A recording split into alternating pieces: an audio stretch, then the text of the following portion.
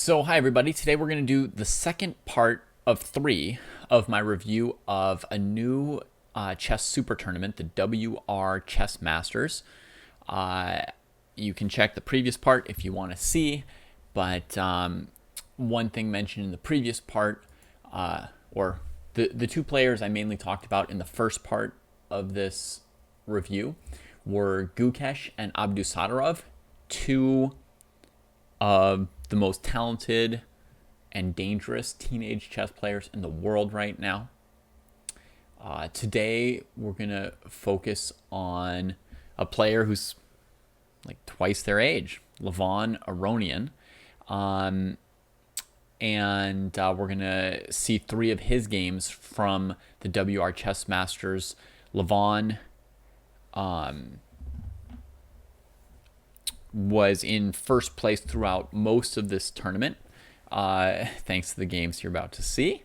And one quick thing to say about Levon is that he had a tough year in 2022, lost a bunch of rating points, right? His FIDE rating went down to maybe somewhere around 2735, something in that range. And as many of you may know, his peak rating was well over 2800, 2830 something. And a more normal rating for Levon, so to speak, normal, would be something in the 2780 to 2790 range. You know, he's been a fixture in the top 10 for the past 10 years until last year. So he clearly had a bad year. Now, an interesting thing is, when someone has a really good result or a really bad result, or let's say 3 or 4 good results or bad results, it's very natural to immediately slap a full narrative on that, right? So you'll see a teenager have 3 good results in a row, and people will say they're certain to become world champion one day, right? Surely if you go back in time, you'll find some people saying something like that about Wei Yi a few years ago. Similarly, when an older player has a couple bad results, people will say, that's it, they're done, it's all downhill from there. This is not always the case, you know. I think one of my biggest missed calls, I have several particularly big missed calls with Anand, of all people, as it so happens, including a world championship game that he was playing, and I was commentating it live, and declared the result of the game and went off to breakfast, and came back after breakfast and had ended the broadcast too early. The result was wrong. You know, I think it was an opposite-colored bishop endgame with Topalov that I said, you know, was clearly going to end in a draw, and we came back, and somehow Anand had won it. So another thing I got really wrong with Anand was when his son was born. And I saw a couple results of his that didn't seem amazing or whatever. And I just thought, this dude's going to retire next year. You know, he's got a kid now. Life is changing. Time is changing. The fire's gone. And then the next year, you know, he kept playing pretty well. And the next year, he kept playing pretty well. And now it's been like 10 years or something that I've been wrong on this prediction. And, yeah, he doesn't play quite as much the last 2 or 3 years, but I was still super, super wrong on that one. So after last year's results, it would be easy for a lot of people to have concluded that something similar might have been coming with Levon. And also, coincidentally, I think he just had his first kid, if I'm not mistaken. Not to dive too deeply into the, you know, private lives of these chess players. But, you know, with his age, a string of poor results, a new kid, it would be easy to think like, well, it's time for him to, you know, switch to coaching or commentating or whatever. Not, I mean, obviously, no one's going to tell somebody to quit. You can keep playing as long as you're having fun, you know. I mean, you could be 80 years old and rated 2200 and keep playing. You don't have to always be a world championship contender. But I think it was easy for people to slap on a narrative like the best years for Aronian were already behind him. Oh, let me make a quick note to myself. I'm just remembering a great Aronian game. that I want to make a note of for later on. So anyway, these obvious narratives are not always correct. That's just what I want to say, right? It's natural for us to, be constantly thinking of these things and get excited by a good result or a bad result, right? Yes, that is accurate, Charlie.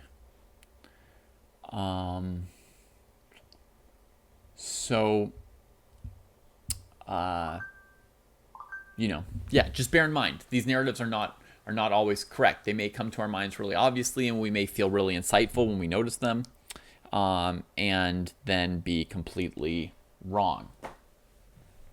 Okay, so let's kick this off by looking at a very interesting opening that Levon played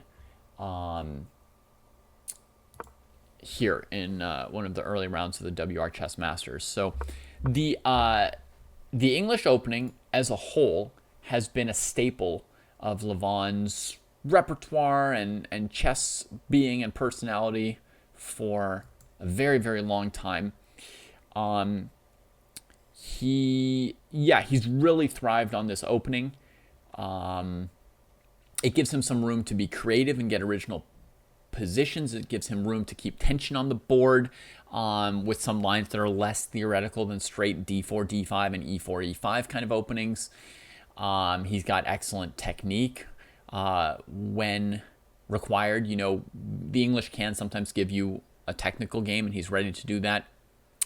And I think a lot of the players who've had the most success with c4 are players kind of in Aronion's mold who have a mix of technical and tactical skills, and are not necessarily all about opening prep. So maybe want to just dodge slightly around mainline theory to have a little more room for their creativity.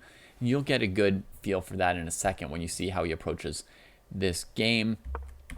So, so Prague playing c6 here, kind of like a tempo down c3 Sicilian.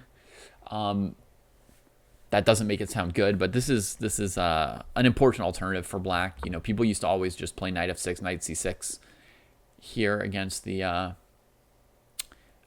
English, but now there's all kinds of other lines, and c6 is a major one.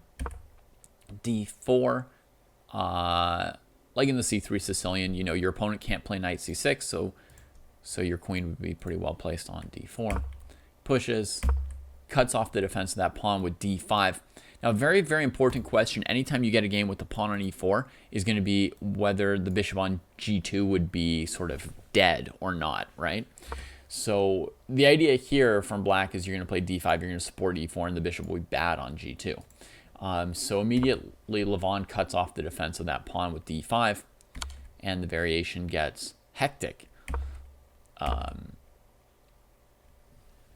So yeah, here we are. And you'll see that the e4 pawn is slightly cramping white's kingside pieces, just like the d5 pawn is slightly cramping black's queenside pieces. So it's a very, very controversial fighting opening right away. He brings the knight out this way so he can come to f4 and keep control over d5. So just like Prague is worried about keeping control over e4, and I think Levon's offering bishop trades rather than knight c3 at the very beginning because he wants to be able to pressure the e4 pawn. So similarly, black's going to want to try to pressure the d5 pawn here, right? The next move from black is going to be knight f6, going after this pawn. Knight h3 is bad in a lot of chess positions, particularly any chess position where black, in a lot of chess openings, particularly an opening where black's going to have a pawn on e5 that's going to be cutting off f4. If black's got a pawn on e5 and you're not obviously about to trade it, then the knight on h3 will often be badly placed. But once your opponent's played e4 and f4 is a pretty decent square, then it's very common to play knight h3 to f4. It can become a very good square there, and obviously f3 is not an option, so you have to be willing to look 2 moves ahead to find a better square. E3 is possible, King Marcher. Yeah, it's an interesting question. E3 is possible. I think the issue here is that, well, I don't know if there's an issue necessarily. Let's just say, yeah, sure, that move's possible. I mean, white would take it, right? And you don't want to take back because bishop takes b4. And on bishop d2, queen d2. So you don't get your pawn back right away, but obviously two doubled pawns here, not very good. Play on the e file. What I would say is, you know, white's bishop is going to get out, and white's going to get castled, and the rook on f1 and bishop g2 and the knight to f4 are all going to be pretty well-placed pieces. So all the white pieces are going to have good squares, even though there's some problems on the e file for white. And it's more consistent, so to speak, to try and maintain the e4 pawn and fight over these two squares.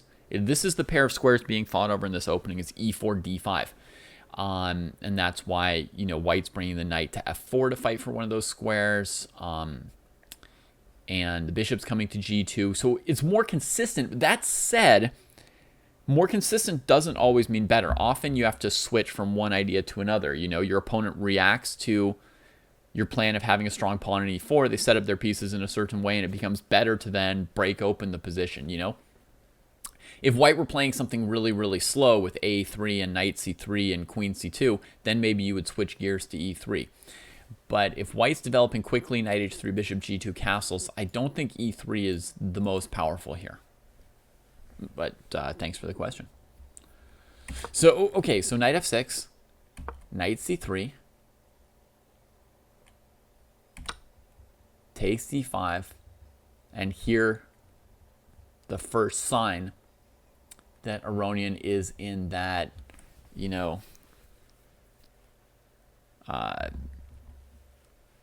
freestyling mode today.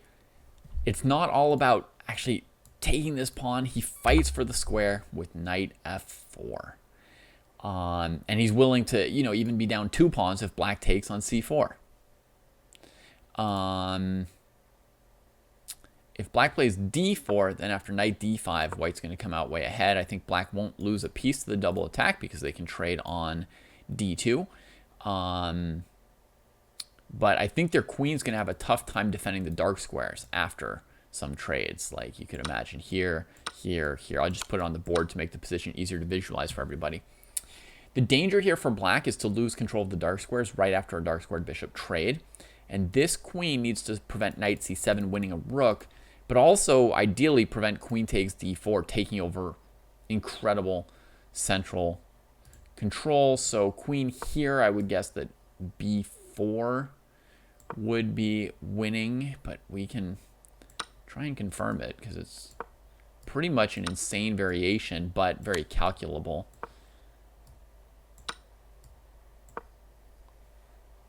What do we think of this?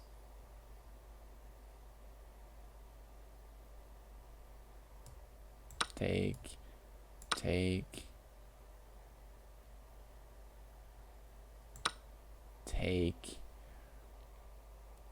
And I guess the more active rook means that white's completely winning here.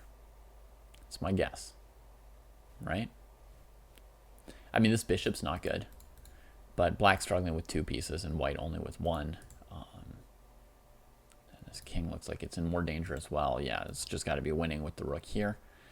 So that gives you like a taste of what he's looking at here.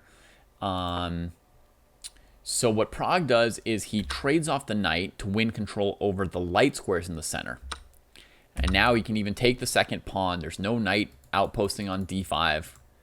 And black has completely won control of the light squares, it seems, right? And this opening started as a fight over d5 and e4. But in exchange, what he's given up is all the dark squares, right? Because he's put all the pawns on light squares. Even his knight is a light square fighting knight, right? And he had to trade off his dark square bishop to do this.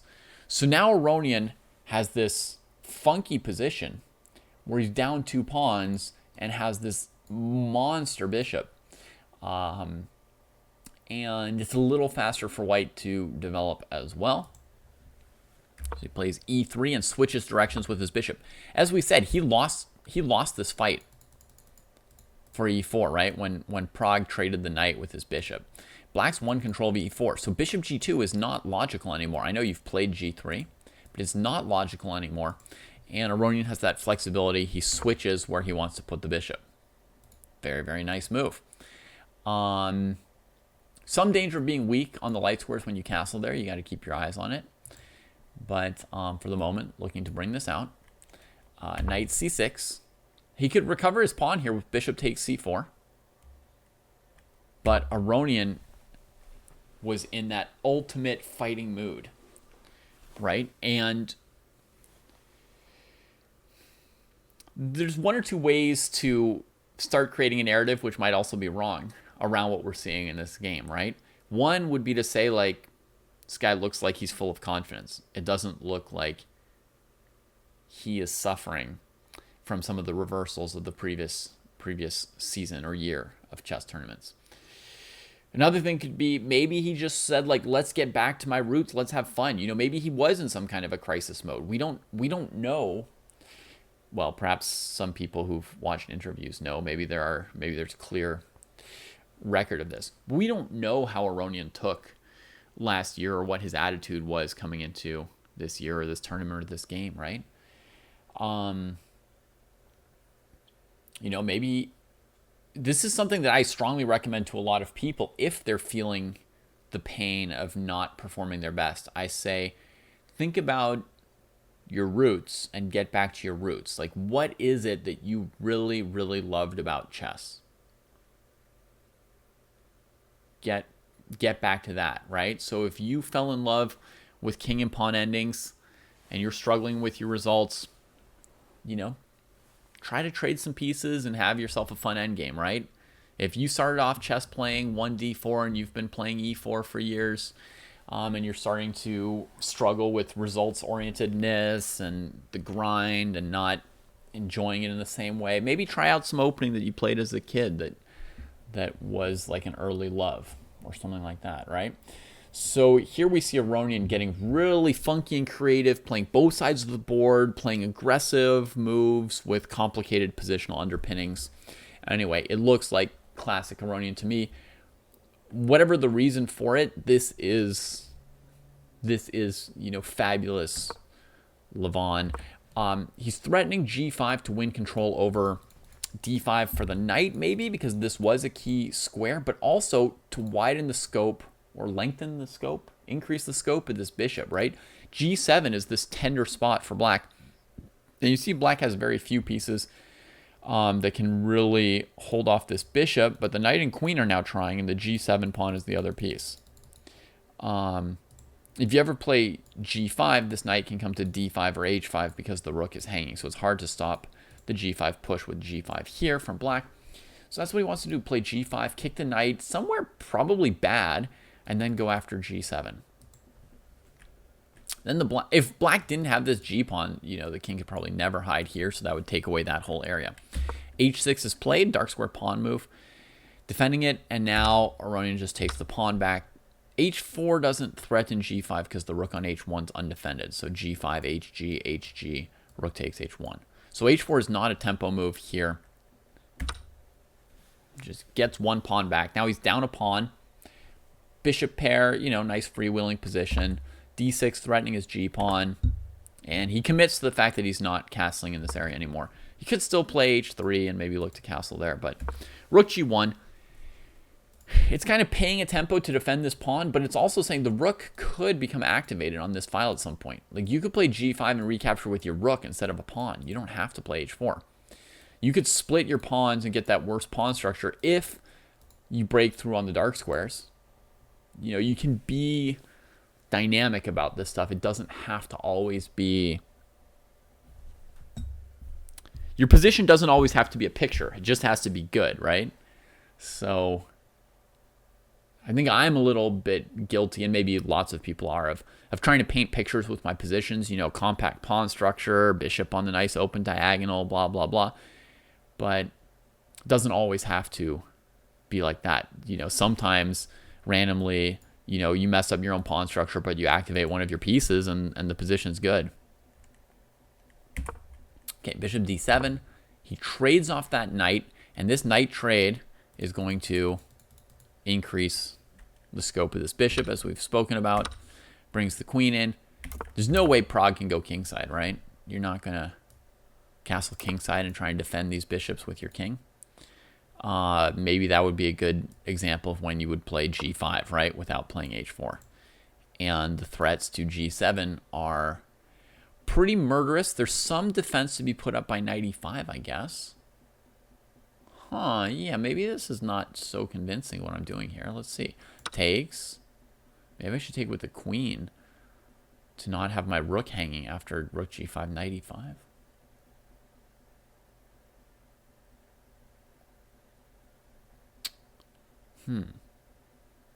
Yeah, I'm not confident of how to handle knight e5 here. White is still down a pawn, so they definitely need to play well. I'm so worried about knight e5, I'm thinking of castling queenside first here to try and take the d6 pawn and undermine the dark squares better instead of the attacking move. Yeah, I don't know. But,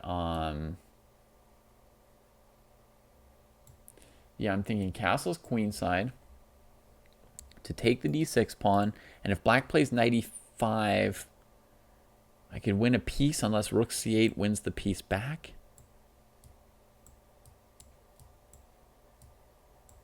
I haven't obviously pre-analyzed this variation. That doesn't look obvious. b3, b5, rook takes, and then push. It looks messy, but the upside is if it works out, white will win because it is two connected passed pawns. Your king is ready to receive this pawn or get checkmated if things go badly and the black rooks get too active. And these pawns could win. If black tries to get active with rook d8, rook d1 should probably hold black off. Yeah, well, I didn't actually sacrifice a bishop, right? I won a piece, lost a piece, etc., right? It was a fancy variation. The idea was, is white preventing knight e5 because of this bishop here, right? So I get this back, then I lose this. I can't save the bishop, but maybe more clever than rook here, rook check, king here, a5. Right, is to pretend to defend the bishop, capture here, and then push past black's pawn. And now we really have enough to win as long as we can stop the counterplay. Yeah, maybe that's a good idea. So maybe Levon would play castles queenside here. Maybe knight e5 loses, or maybe it's just a really bad ending for black. And without knight e5, white's going to play queen takes d6, actually. Queen takes d6, rook takes d6. And these bishops are still just going to be very good in the endgame. Yeah. Now, obviously, these are like really high-level players, and it's a really complicated position. Black's got shots with rook c8. Black's got bishop e6. I'm not guaranteeing that this is good for white. I'm just trying to guess at what white would do had black castled. Castling looks totally improbable or implausible, but then as soon as I saw the idea of just plugging things up with knight e5, I thought, hey, wait, these white pieces are... It's not guaranteed that they're going to win just because they're a pretty picture, right? Just because white's got the dark squares and the two bishops pointing at the king. Actually, you still need to do some little calculations to see if it works. And then I thought, okay, maybe castle's queenside is strong for white. So in the game, Prague castled queenside. And now Levon takes on f7 to split up and weaken the pawn structure. If you don't take on f7, the thing black can do is put this pawn on f6, and that's going to give you a lot of work to do for your bishop c3, right? The pride and joy of white's position is bishop on c3. Normally, you grab a pawn on g7 to make the bishop unstoppable. That's typical. But here, I guess, if you grab on g7, there's rook g8, followed by taking on g4 with this bishop, and then your king is going to be an issue throughout the game. Well, I could put moves on a board to make things a little bit easier, right? So we can see, I mean, I don't know exactly what the calculations are, but there's some issues with this king potentially here, and there may be other tactical moves or considerations like knight to b4 headed for knight c2 that may also figure into it. It might be very complicated. There could also be a move queen f6, hitting the bishop and coming to b2.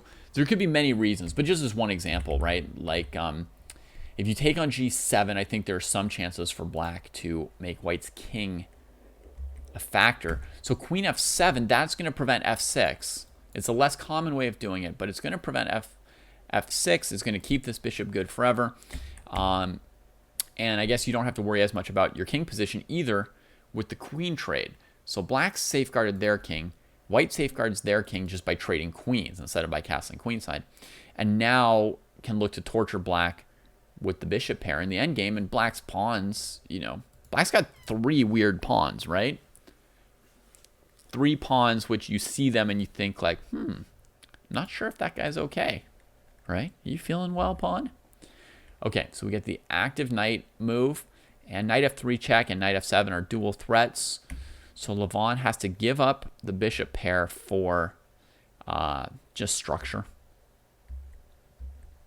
And then more structure. Otherwise, bishop takes e4 is easy for white if they're allowed to play bishop takes e4. The other combative move for Prague would be here. And I'm guessing that Levon would just grab a queenside pawn majority with bishop b7 check there, followed by rook g4, winning one of these pawns. Probably like here and here. And so white is up a pawn, and yeah, I mean, black's got some chances. The king's in the right place to catch a passed pawn when it's eventually made. This pawn requires some defense.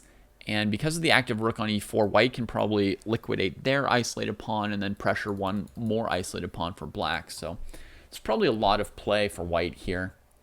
In this endgame, I would say black's chances of drawing would be a bit less than 50%. Prague went for bishop c6, takes. Yeah, and so now he's not down a pawn yet, but the pawn structure is so bad, he's sure to lose a pawn. I think at will white could go rook c4 to e4. So this is, yeah, really, really tough position for Prague. Activates the rooks, threatening d2.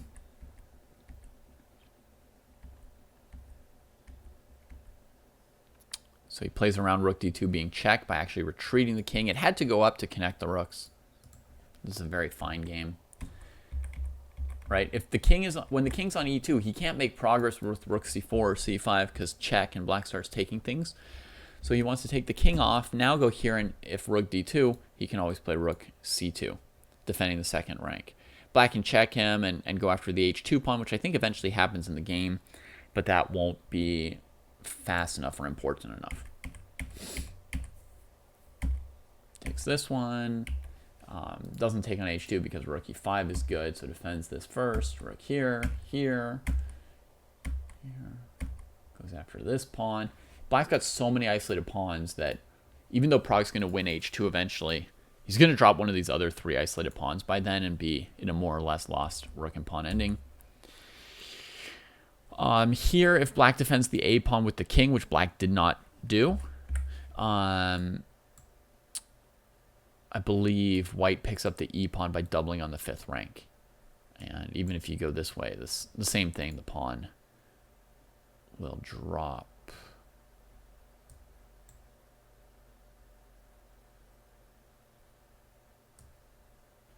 Okay, I'm just wondering, like, what if black switches over and starts counterattacking the king? But as long as we take this pawn in time, the king will have a cozy new apartment on f3. So, yeah, white's just going to be up a pawn with a very good little area of strength here in the middle with the e pawn. In the game, Prague preferred to give up the a pawn because this one is not as easy to control the game with. By keeping this pawn, he can still harass white's king position.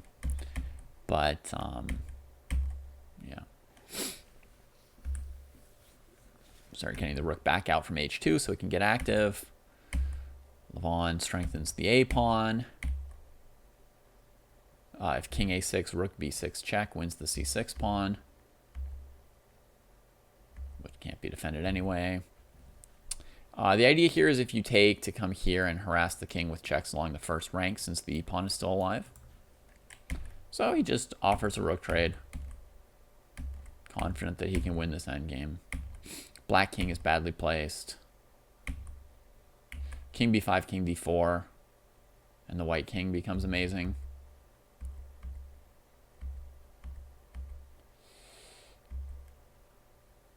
Yeah. And here he actually wins just off of flanking and taking this. The king and pawn ending is completely winning. He plays this move in order to have the opposition. Doesn't matter where this pawn is. King takes, king here, king here, king here.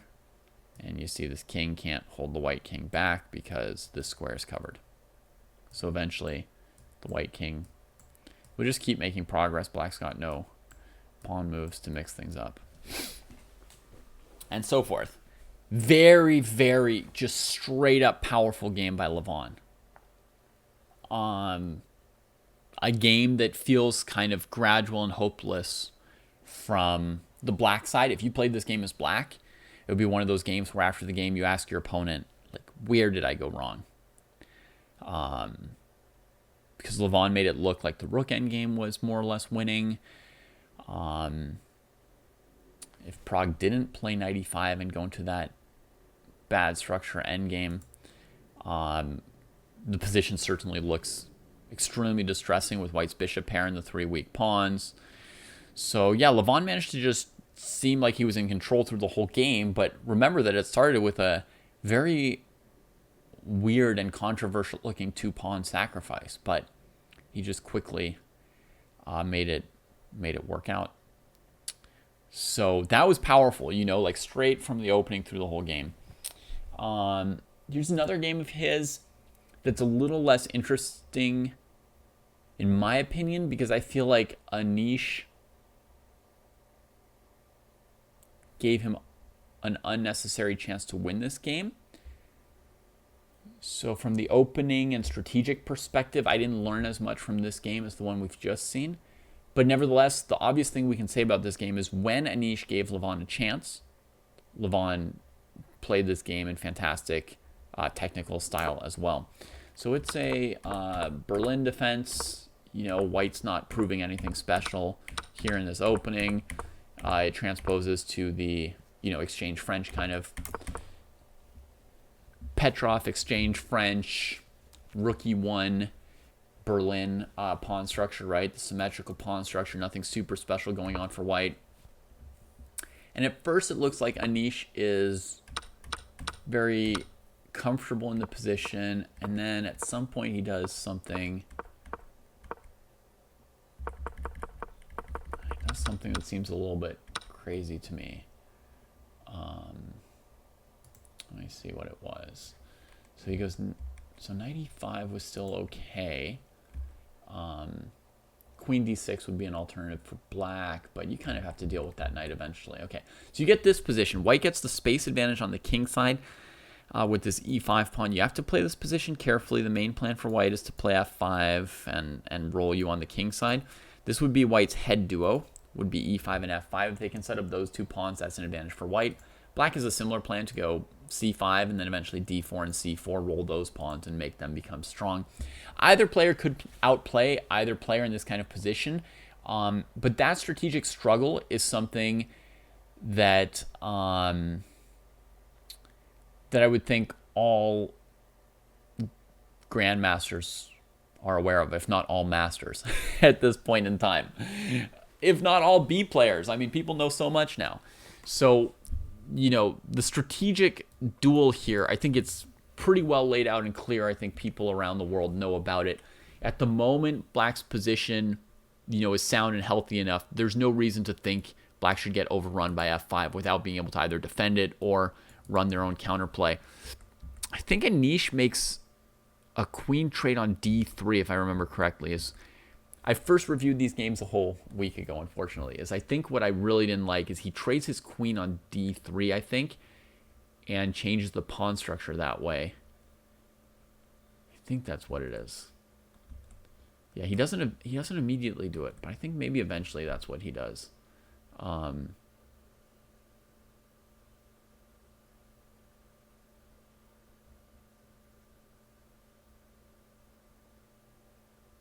I don't know, he does something at some point that changes the structure in a way which I don't like. Or maybe I thought he should trade the queens, because he didn't do it. He plays f5, stopping f5 from white. Okay, I mean, this is like a very interesting point in the game. Let's think for a second what he should do. So queen d3 is potentially risky if white can get control of a square on the c file and stop you from being able to push. So queen d3 looks a little bit risky. And if you don't do queen d3, white wants to play f5. So from that perspective, Anisha's move makes a lot of sense. He sets up a blockade of white's move, keeps the pawns of Aronians blocking his own bishop.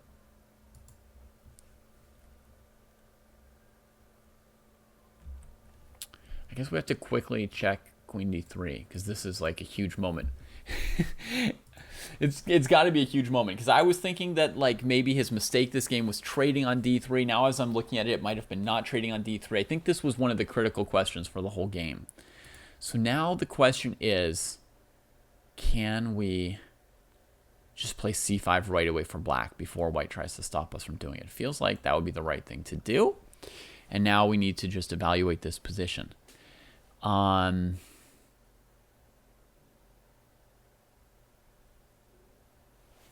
Yeah, I would say if in this position as black you let white play d4 or b4, there's a very good chance you would end up worse as black, because your d5 pawn is going to be an isolated pawn whenever you break with c5.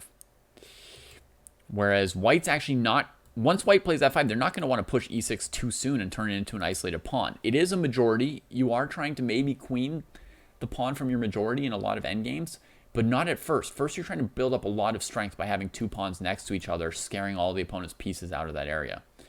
And you're looking to play moves like, rook g4, rook h4, attack these pawns, force some kind of weaknesses. You really want to squeeze with those pawns. So I think you would have to try c5 for black right away. And my instinct is that black would be acceptable in this endgame. Totally acceptable. Okay. That's my instinct. I said this was kind of like basic strategic knowledge of most players, but I can see that there's a little subtlety. I'm not totally confident of all the evaluations. Okay. So Levon plays b4 to stop c5 now. If b6 to try and still get a head duo, surely white would play b5, right? And then you're never getting past that. So if you wanted to try and set up that duo, you'd have to somehow play c6, then b6, then c5 without queen a6 ever being a problem from white. It looks pretty hard to achieve now. He went straight for c5 in this position, giving them each an isolated pawn. Takes, bishop here. And now they each have an isolated pawn. The problem is that this thing is really strong, I guess. If white could get the king to d4 in a lot of endgames, that would be winning. Trade here. Goes to this file.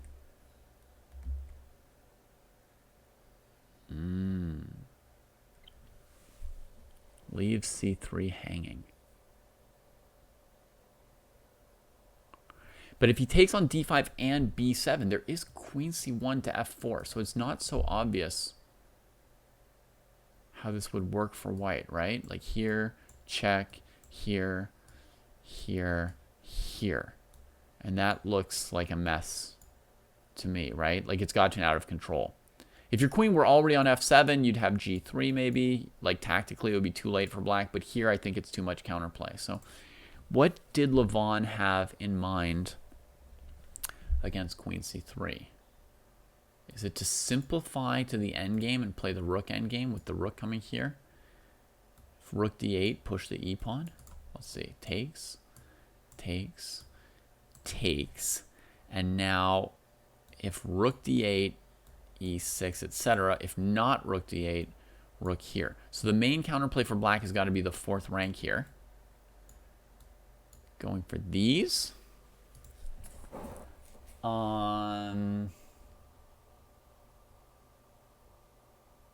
this square doesn't look very strong. I'm not sure White can win this.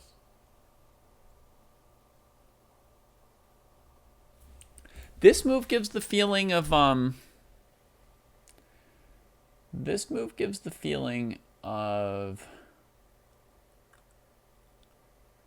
just enough counterplay for black. Because, of course there is G3 possible, keeping like our strong part of the board, but black's going to have this G5 counter. So it's going to be a little shaky. It's not going to be solid by any measure. Okay. Let's go back here a second.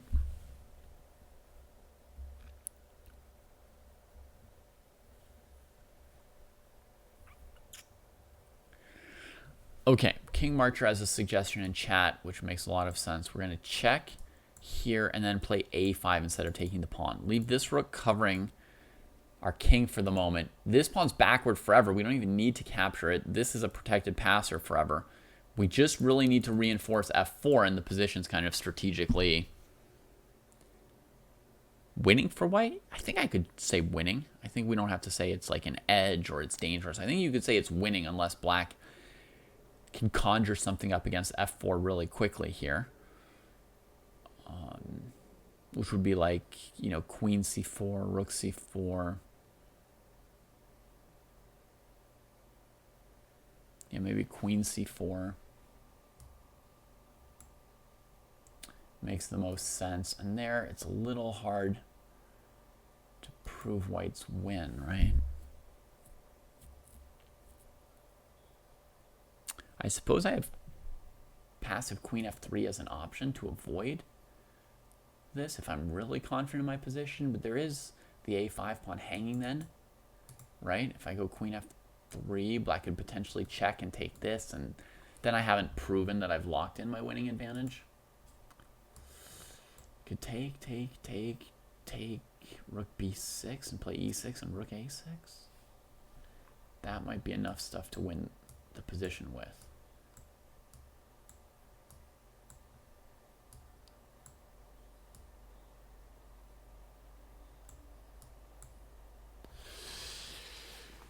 What do you think? If Rook A8, obviously the pawn just queens.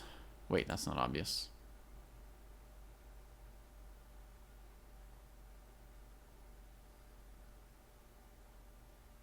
But okay, the calculation holds. So Rook A8, white queens with E7. You just have to trust me or calculate it for yourselves. And otherwise, some position with Rook A4, Rook here, 2 passed pawns is probably enough for white to win this endgame. They're well enough defended. The rooks are well enough placed. Just probably winning. Okay, so that's... Okay, so Aronian probably had that all sorted out. Anish makes the B pawn more of a candidate. He leaves... Okay, gets out of the way of Queen C1 to F4. So now against Queen C3, he can surely take with check and then take the second pawn. And now black's just suffering. Another rook endgame. Ooh. Yeah, doubling on the 7th. Letting his whole pawn structure fall apart.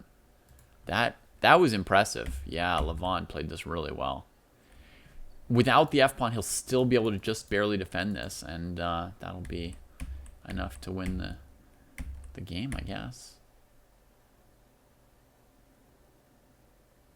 Wait, he leaves e5 hanging? Because then rook e5, rook here is unstoppable checkmate. That was nifty as well. So I remembered correctly that once he got a good position, he played this very well. Yeah, king goes into the corner because if the king comes this way, he's going to rearrange with rook check here and e6. And that's threatening this checkmate. So now you have to go into, rook h8 degree passivity. King h8 takes here. Stops the counterplay. Beautiful. His rooks are behind both of black's pawns. And Black resigned here. That was a fantastic game by Levon, and I guess Anisha's mistake in this game was more subtle and tricky than I first thought. Like, it's a hard choice between trading or blockading. It's a hard choice. So this is a good moment to remember, actually, for... Actually, we should send this position to Eugene. He could put it in the next edition of the Evaluate Like a Grandmaster. Because even a strong GM seems to have gotten it wrong, and it's not super obvious, and it's a very typical kind of position and consideration. Let me grab this position for him.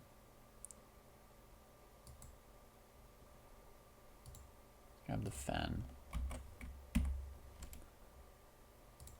And send it to Eugene. He'll like it.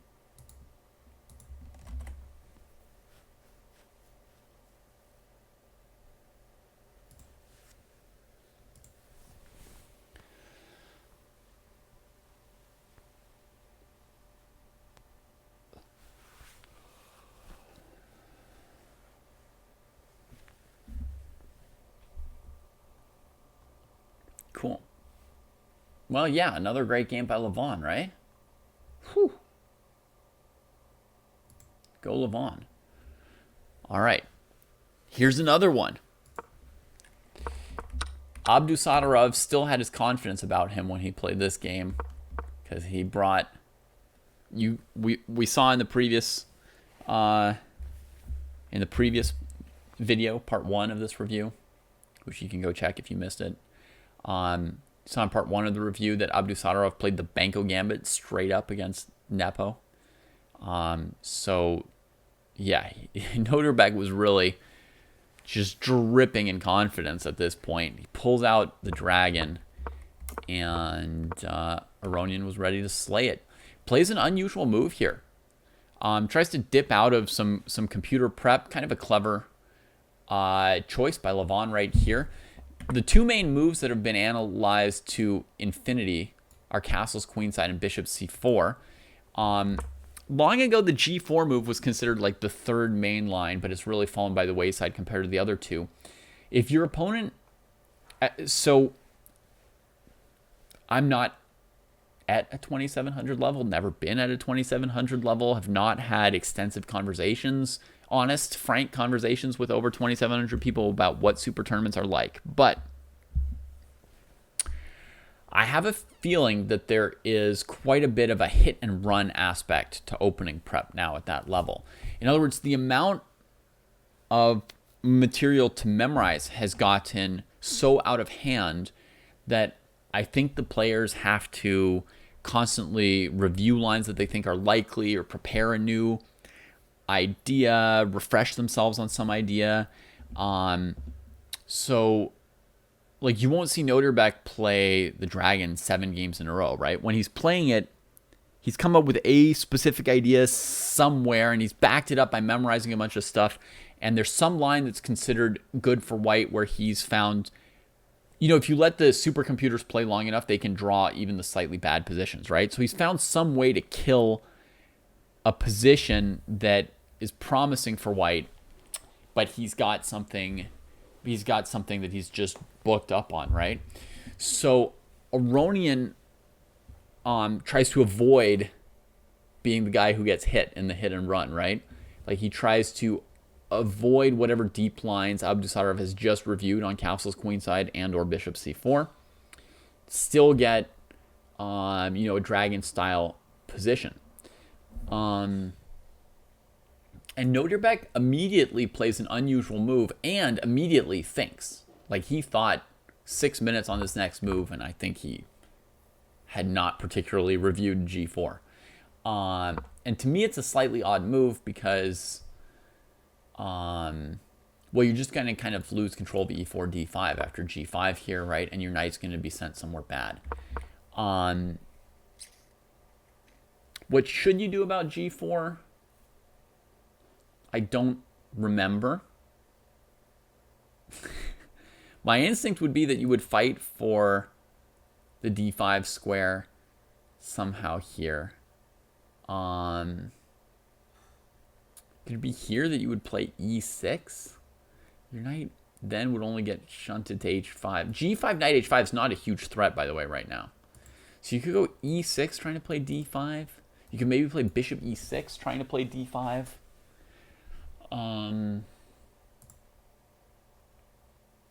That's my instinct, is like, we don't want to lose control of d5, so I would look at e6 and bishop e6 as the first two moves I would consider. This h5 move, I don't know. Maybe it's the best move. Maybe he just spent 5 minutes reviewing variations that he did know before making the move and was aware of the move. Maybe it wasn't him figuring things out over the board yet. It could be a total misread by me.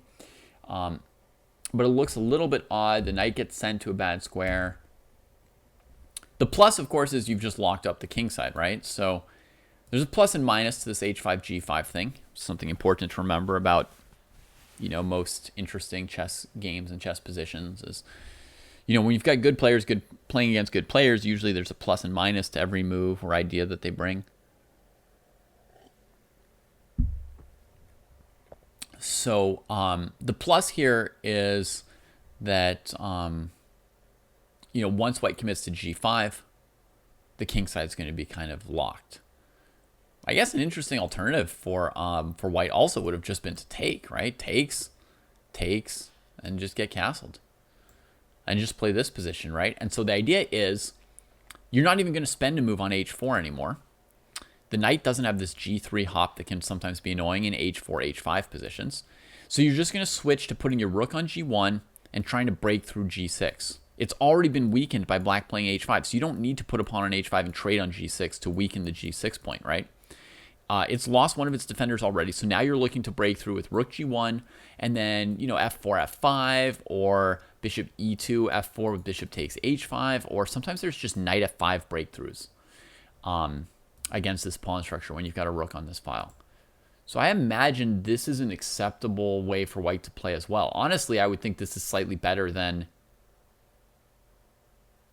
a lot of main lines from Castle's queenside that I've seen. I think this would immediately be pretty good for white as well.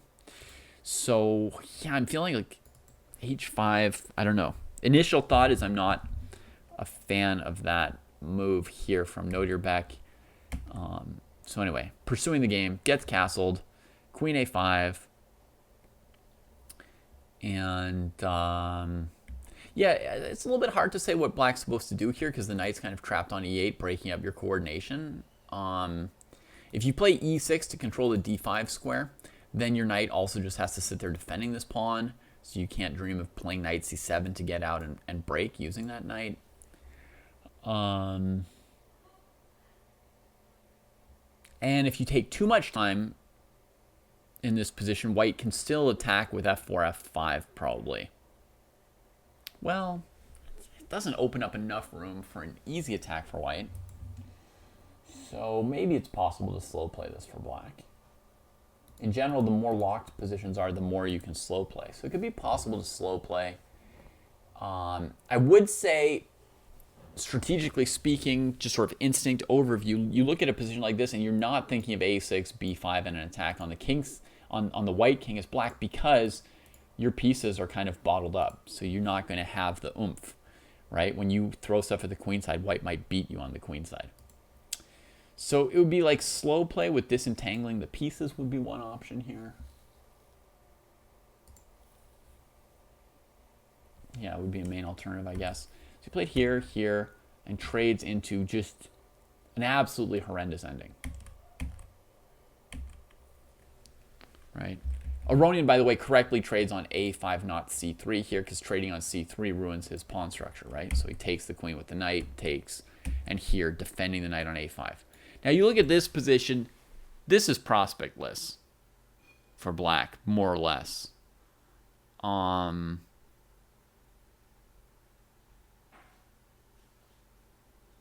Okay, I mean, if you wanted to specialize in having bad positions and defending them, and you played like this every single game, it's not like you would never draw this position, right? It's not like you would never draw this position against anybody. But, so maybe hopeless is not the right, prospectless is maybe not the right word, because there is the prospect of occasionally drawing a game from this position. But the thing is, you're under pressure short and long term. Like, you're worse short term because white's development is better and white has more space. You're worse long term because the bishop pair is here to stay and you're weak on the dark squares. The cramp's not going away. You've got a bunch of pawns on light squares with the light squared bishop on the king side, so that's hard to find a use for that bishop or fix that pawn structure. So yeah, this position, very, very, very, very grim. To almost nobody's taste to play like this as black. That said, Aronian plays very nicely this game. We're going to go back a second and look at a suggestion from chat. King Marcher asking, would it be better for black to trade off a bunch of stuff here, right, to reduce the material, and then try and bring this knight where it's covering the king side and can also come out to get some air for black from here?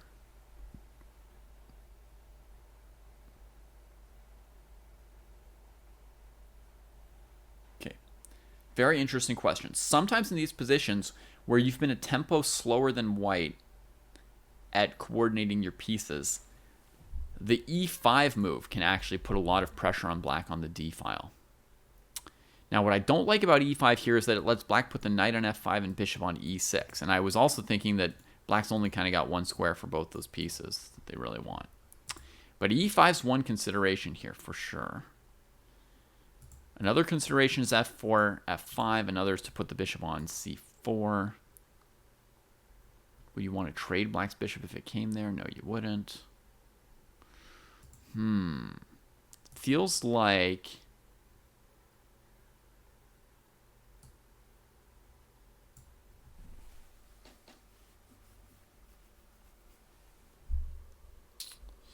well, this may be a little bit of an aside, but let's just test e5 for 1 second just to figure it out. So the knight is surely going to come to f5 to defend that square.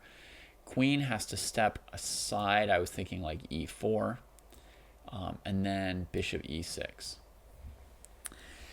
Now we have to pressure this thing. I didn't go to f4 because of maybe pawn takes f4. I wasn't sure about it. Now we'd have to sort of trade the knight with the bishop and then win the pawn.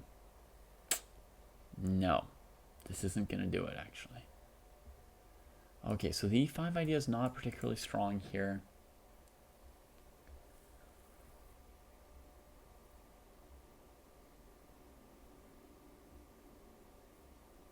In that case, my other instinct is to just advance this pawn here.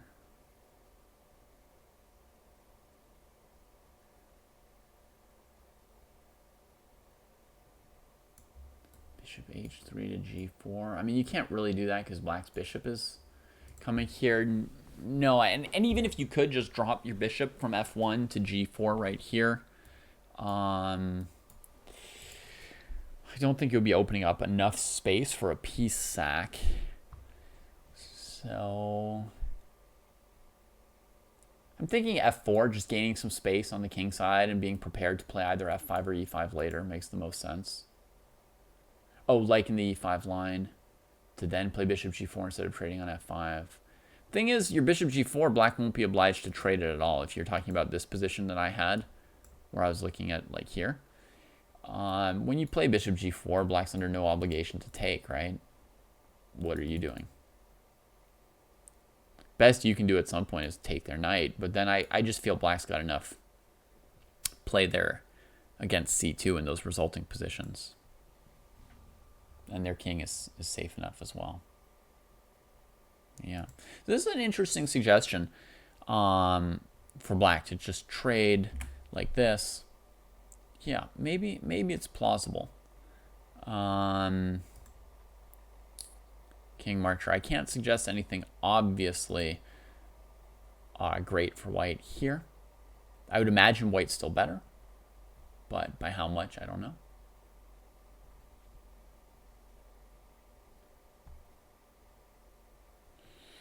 Yeah, it's good. All these questions and comments are good, and it's interesting to see, yeah, that you would try and think of cracking a position by bringing the bishop here. But, black's pretty strong in that structure at the moment. If you want to break through it, you need to play f4, f5. If you want to play for an attack, you're going to need a pawn to help loosen up the structure. The other thing you can do is sort of sit on your space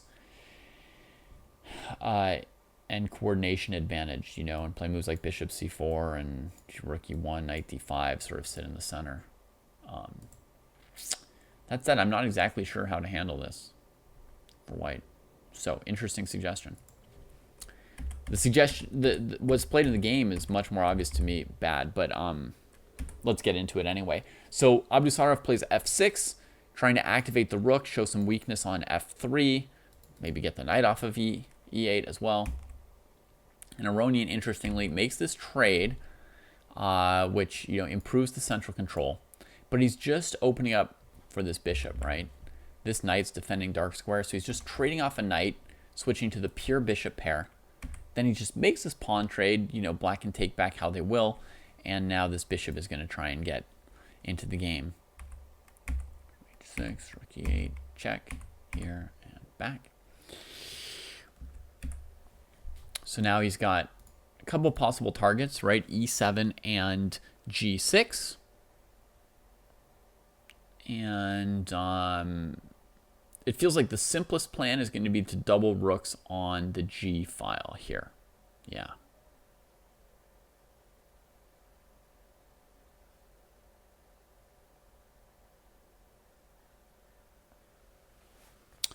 Oh, I'm really glad to hear that accidental novelty, that they were doing commentary without an engine. That's refreshing.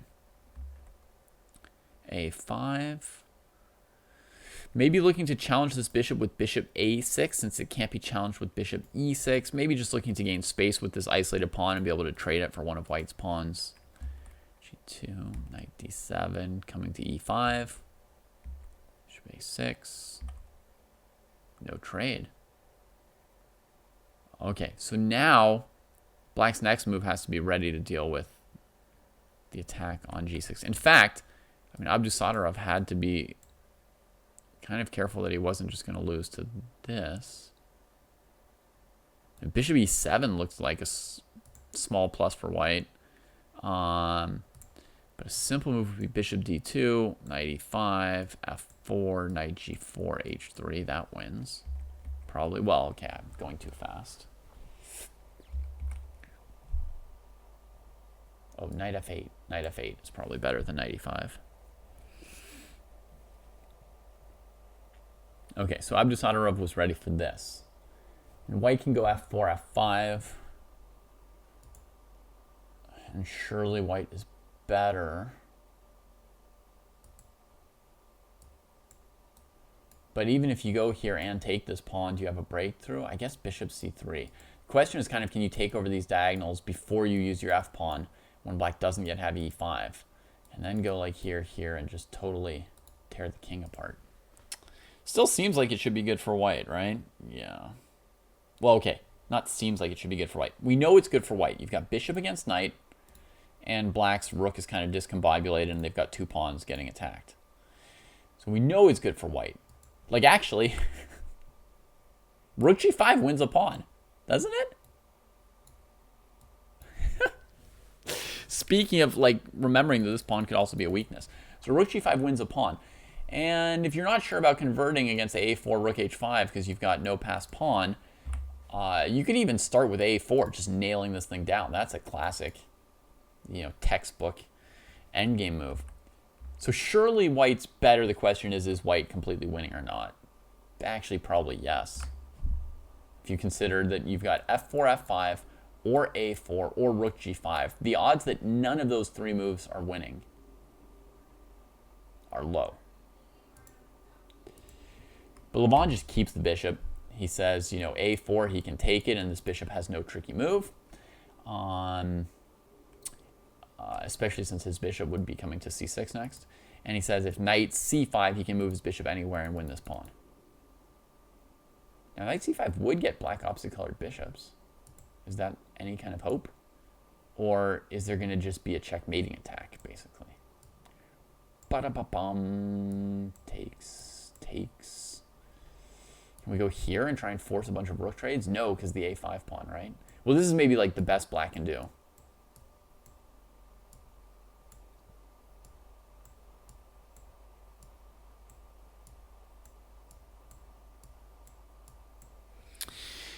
And trying to defend this endgame down 2 pawns, but with pure opposite bishops and no rooks, it looks very much possible. Wow. I was just playing random moves, so I'm not going to claim I was a genius, but that was pretty sweet, right? I came up with quite a defense there with rook g8. I mean, I didn't think I was defending. I thought I was just showing how white wins. I thought I was just showing like, we do whatever. White just comes out winning probably. But actually, that was not that easy at all. Okay, it's an option not to take and trade rooks. You could just take this pawn, put the bishop on c3, and keep playing the position with 2 rooks and a bishop against 2 rooks and a bishop. That's certainly going to be... I mean, it's not like a good position for black by any means. But did he have anything better against knight c5 that I'm not... It's not occurring to me? I don't think there's anywhere for this piece to go, right? Tell me if I'm wrong, but I think that bishop's trapped and black can force opposite colored bishops. You know what? Miserable as that was probably one of Nodirbek's better chances this game. Because you'll see in the game, he retreats the knight to f8 to cover g6. Levon plays bishop d2, hitting the a5 pawn, and pins it down. There's that move, right? Oh, my misery. This is just, you can't trade anything. All your pieces are back on the back rank with your rooks separated once again. And white's plan is f4, f5. So Nodirbek plays a move which makes a lot of sense given the f4, f5 threat. He plays e5 before white can engineer all this. Thing to remember is if the e-pawn ever comes off of e7, white can think of attacking d6 instead of g6. It's a dark square, and it's just untenable. Bishop c3. Oh, he got off the back rank. Rook d2. Takes. Yeah, but d6 is gone. The knight on f8 can't switch around to defending this square fast enough. Rook here. I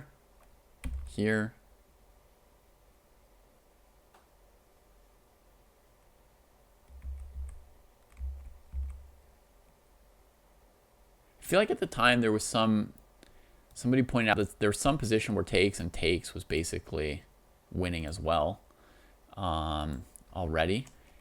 But Levon did what I probably would have done, what I thought I would have done, which is just push the f pawn, right? Since black can't take, and then you can just take, and this pawn can't take. Nodirbek played g5, he played f5, and here Nodirbek resigned because the rook has to move off of defending one of these pawns. Very, very simple.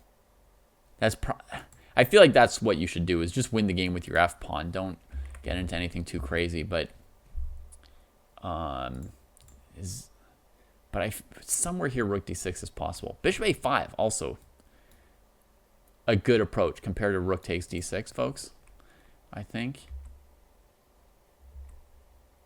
Yeah, I'm not sure where it was that somebody thought he could just take on e5.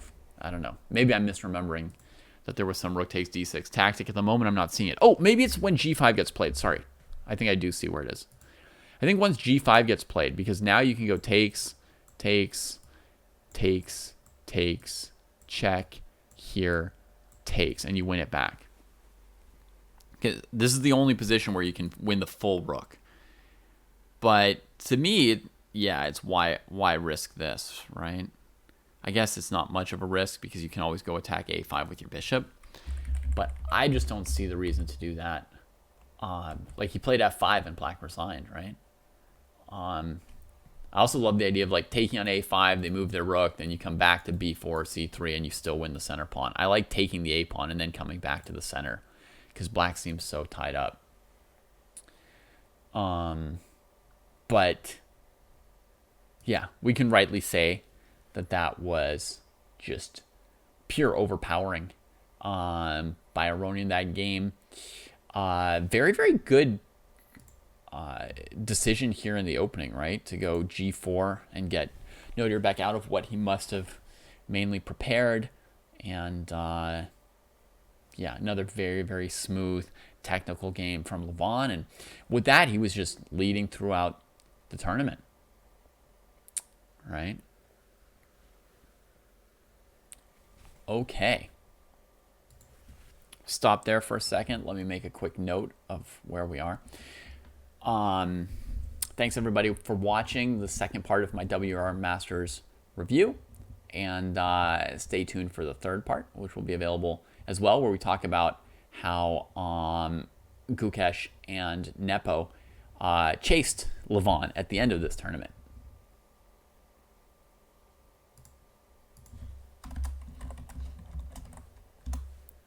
Okay, folks, I have time to do the third part of this video today as well, but that's how I'm going to cut it up a little bit for YouTube, so it's not unmanageable 4-hour videos. But I have time to do the third part as well right now. I will do that. I'm just making a note for Braden to cut the video at that spot for YouTube. Okay, so let's get to the starting positions of all these games.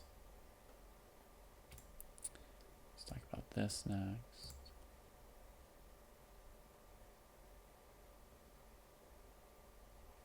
Playing so godly, what does that mean?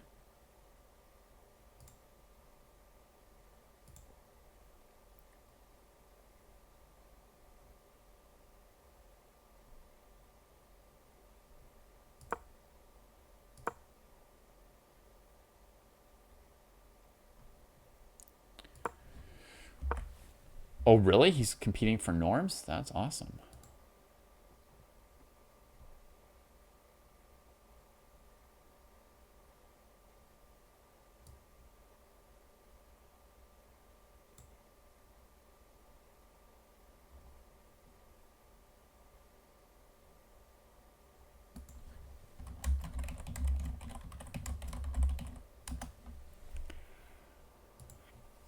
Okay, I want to pull up one more game here. We're getting through a lot of them today. Faster than normal, weird. Even though I feel like I remember them less well because I prepared them so long ago. Okay, so I want to find one more game here.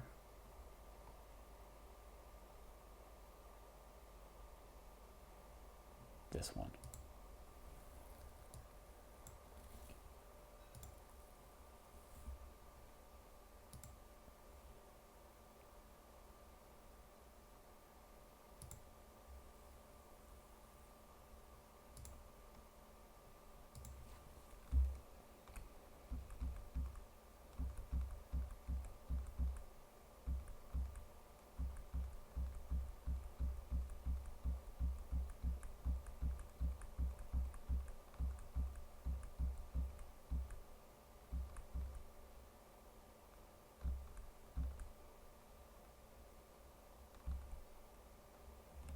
Yeah, I know that was a losing move here.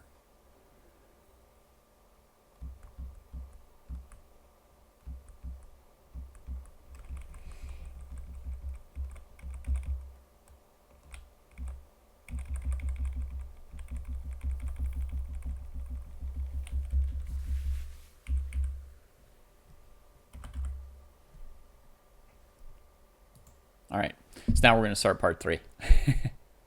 What's this game called? The Dance. Sounds good.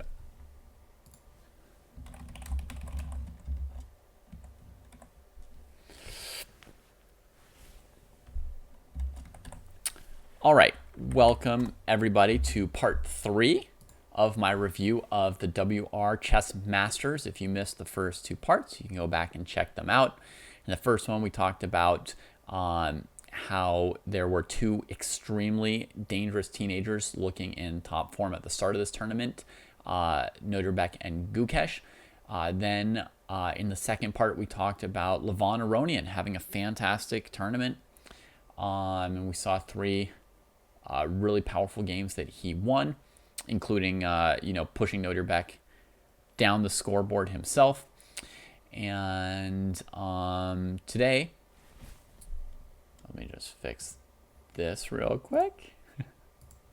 2-3. And today we are going to talk about the chase that happened at the end of this tournament, and that chase and real competition that emerged for first place. The most critical game for that was probably this one here between Aronian and Nepomniachtchi. And I think up to this point, Jan had all draws. And of course, his last tournament before the World Championship match with Ding, and a very funky situation, as we've alluded to earlier, when you're about to play a World Championship match, but you want to play 1 or 2 tournaments to still make sure that you're in over-the-board shape. Like you can do training games with your seconds and your friends, of course, but it's always a little bit different, right? They're serving something up for you. It's always it's hard to fully match it. The sweat and blood of being at a tournament, playing against other people who need to kill you to pay their bills, right? That's just a special feel. And so it's very common to play 1 or 2 tournaments to make sure you still are battle ready and you still have that feel in your body, in your bones, in your blood before you go into a World Championship match. At the same time, you don't want to reveal your opening prep, nor do you want to hide your opening prep in such an obvious fashion that it tells the opponent what your actual opening prep is, right? So it's a really tricky thing to play that tournament, and usually you'll see that players doing that don't have a particularly fantastic result. You can see Ding in Wei Ganzai in January. Certainly not. He actually, I think, conceded his number 2 spot on the rating list to Nepo by having an indifferent result there. Modern chess has become so tied to the openings that at a 2700 plus level, it's fairly difficult to go and play a tournament without using the full force of whatever openings you're just in the middle of studying, right? Like, what do you go out and play? In any case, Nepo had a pretty successful showing despite the limitations. He was having more draws than you would normally expect from Nepo, but we saw a couple really good things from him anyway. And notably, I think both wins that Nepo scored in this tournament were with black, not with white. So it means he wasn't pressing or showing any really powerful stuff with white, but he was able to hang in there. And one of Nepo's traditional weaknesses has been stamina, maybe some motivation, maybe sometimes fading at the end of an event, whatever the reason might be, whether it's physical stamina or mental stamina or motivation or energy. He's tended to do better at the start of tournaments and then often drop a couple points at the end of tournaments.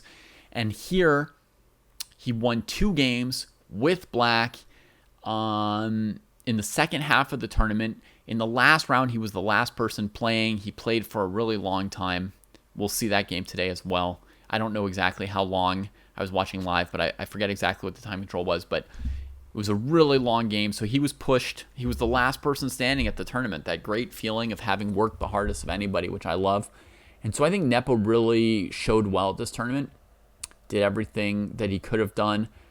I couldn't tell what openings he's going to play against Ding from the tournament. I'm sure Ding and his seconds are more insightful about that than me, so maybe they figured some things out. But as far as I could tell, he came in there and he just fought tooth and nail and looked really strong. This game, you'll see him playing with some energy, and his other win, you'll see him playing with some good technical grind power. So showed everything that he needed to, I think, and looks pretty good heading into the World Championship match. So he's playing a Queen's Gambit, declined here against Levon, and against Bishop F4. It's very common to go C5. Often black takes an isolated D5 pawn in these lines. It's not the only choice.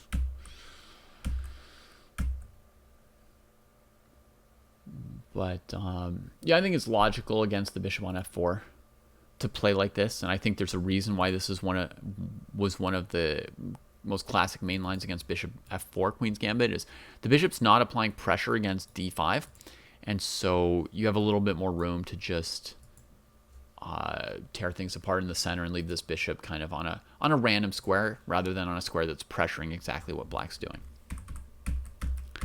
So we get the isolated pawn. They develop for a little bit. I don't know the opening theory, but they each seem to be playing fine-looking moves, you know, so we'll leave it at that. Some kind of little trick here that matters, that if you bring out this bishop, you're sacking this pawn here, leaves this pawn hanging because of some tactic on this file. You know, I don't know what it is, but probably just attacking both of these pieces. Queen has to defend this one. She could come somewhere here, and you might even just be able to play queen d7 and take one of those pieces. It's probably something like that, but I don't know exactly. Anyway, it was there. He had to be careful in the order of how he brought out the pieces. He figured it out, of course. Develops. Levon's looking to play on the c file. Maybe knight b3, knight c5. Sinks the queen into this square. If she retreats back, then d4 is probably pretty playable for black. Pretty easy life to just trade this pawn. Black has control of d4 and could just play it straight up in this position here. But either didn't like white pushing past with the pawn, or maybe knight e4, taking the bishop pair here. Bishop e5, rook c6. Oh, no, the queen's on the 5th rank. Bishop e5, bishop e5. Yeah, just trapping this bishop. Taking the bishop pair. Threatening bishop d6. The black has to defend. Simple advantage for white, probably. So that's why he's not just playing d4, even though he sort of could as far as control of d4 square. Knight b3. Okay, so that's the idea. Wants to come here, pressure this. Now we get what Charlie Silva called the dance. Nepo shows that he's got the draw in hand. He's, you know, he's impervious to Levon's opening. Knight c5 is not coming in fast enough. He can just kick this queen back and forth. She's got nowhere to go. He dances twice every time, and then he says, I want to win this tournament. I've drawn a bunch of games. Levon's in first place. Levon had won 2 of his 3 games by this point, I believe. So he was 2 points ahead, or 2 pluses ahead, a full point. And Nepo just comes after him here with this move. Now, the risk isn't that great yet because he can still dance. But his goal is not to just dance the knight away. He sends the pawn, and he's going to try to play f4 and trap this piece. And just say, you know, this knight c5 positional stuff, who cares? I'm tearing it up on the king side. So the bishop must be saved, you know, by f3 or h3 or h4, which is worse. And if you go h3, your bishop's really going to be quite buried, right?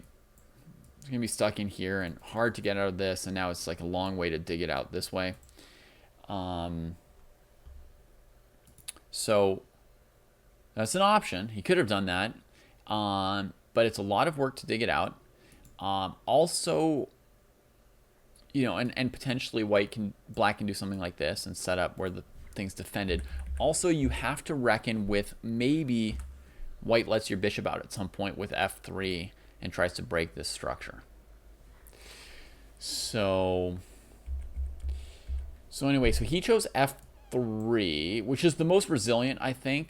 Like, you know, it stops this pawn in its tracks, and the bishop can just reroute here. So this looks like, I would say, obviously the right choice between f3 or h3, or at least the option your hand would just choose if you're playing a blitz game or something like that. Let's dance. And now hits him with f4. Trade here. So what do we think of Nepo's aggression? Is it warranted or not. Who risks more here? The person leading the dance or the person being led in the dance, right? Okay, but seriously, black has weakened their own king position significantly and turned the d pawn into a pass pawn by trading white's e pawn at the cost of advancing the g pawn. The f pawn also, gives black some space. There's some aggressive things you could do with it. You could plunk something into e3. You could try to put a rook on g8, go bishop h3. I think he does that this game. No, I know he does that this game. Not the plunky on e3, but the rook g8, bishop h3 idea.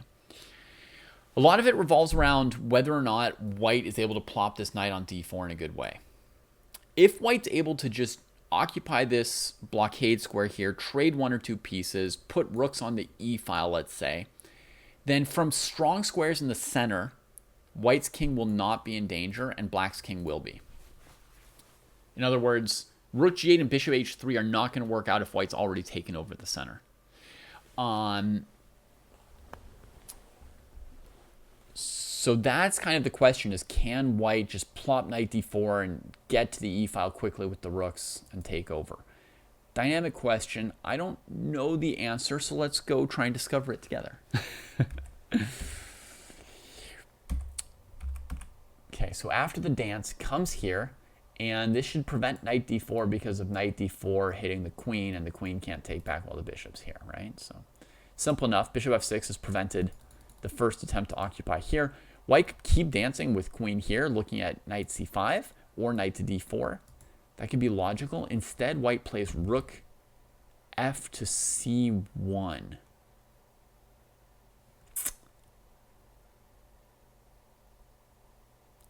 Which I would say nicht überzeugend, not convincing. This idea of coming to the c file. What would be the idea? Because this b pawn is blunting both rooks and your queen. What would be the idea of coming here? Maybe to play knight d4, and when black takes, to just take on c8 with your queen? Because otherwise the mechanism to break through on this file is to eventually set up bishop takes a6. That's how you make something of rooks on this file against the knight. And that seems like, pretty far off to set up and unlikely to win this game quickly enough.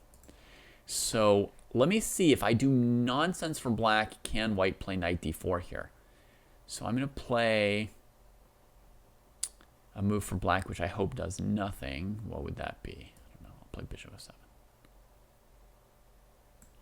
Now I'm going to... Oh, no, that undefended c8. That was like the opposite of doing nothing. It's really hard sometimes to find a move that does nothing when you need one.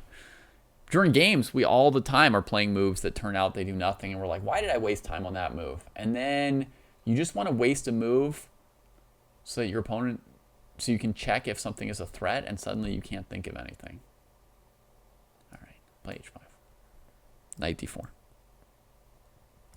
Knight d4, queen c8. I just want to count how many pieces are on the board. It's easier for me to just play it out with all of you, and easier for you to follow than if I just rattled it off in my head. So if black moves the king away, there's rook c7. And if black takes here, here, here, black's up a piece. So that's not a real threat. Knight d4, knight d4. That was easy. Black just takes everything and they're up a piece.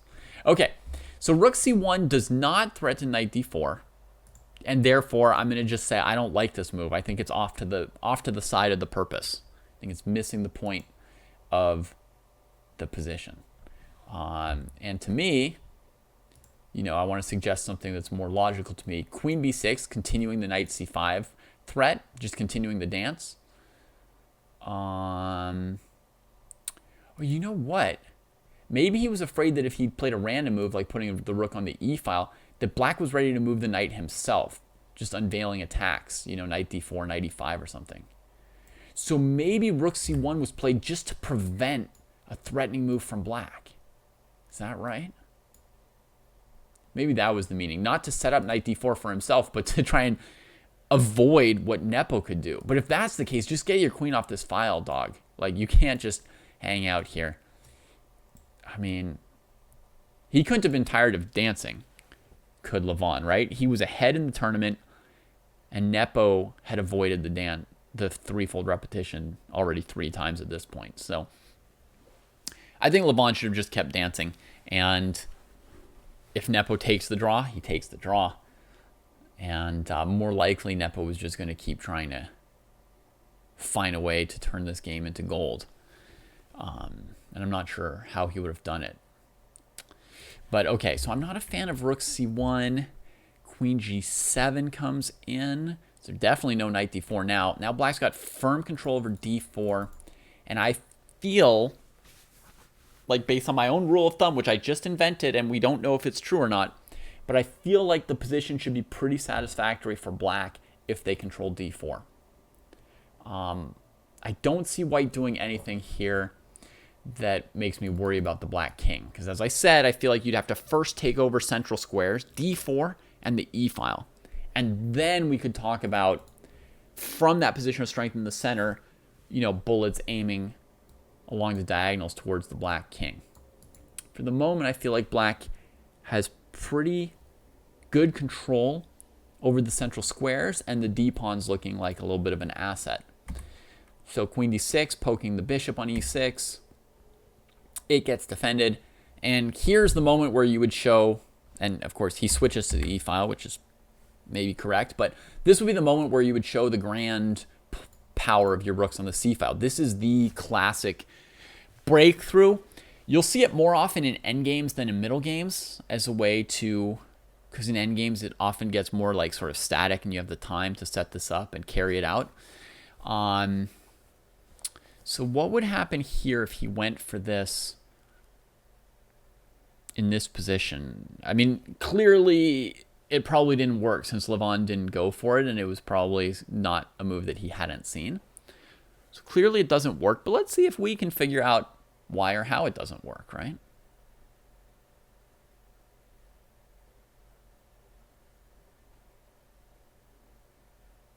Maybe bishop takes b2 for black, hitting the rook. Then you go to e1 with the rook. That's okay from white's perspective. The knight on c6 will still be hanging even with only one rook on the c file. Could it be black taking on a6 and giving up c6 and then attacking with the bishop pair somewhere?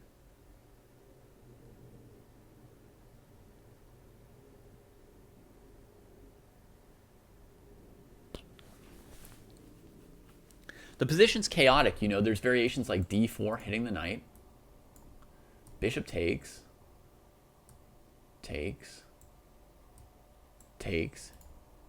hitting this, right? Rook e6, bishop d5, and white's better, right? Now white's broken open the center, right? The rooks are coming, black's king is weak, and white's got passed pawns. So that's winning for white, I would imagine.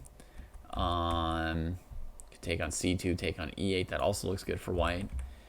Here you can take on b7 with the queen, and if white takes c6, you take here. But white has knight c5, and I think it doesn't work out for black. Actually, I can't be sure, can I? Queen f7, queen c6, queen c8,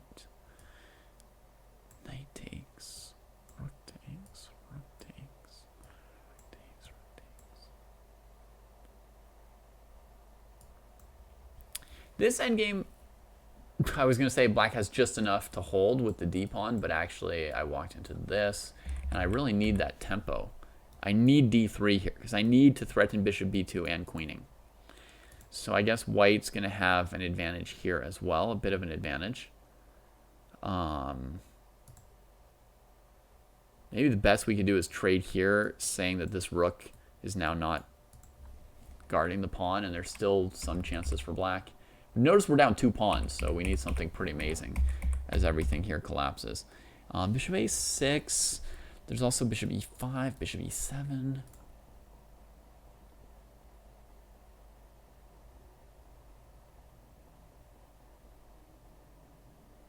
And bishop h3.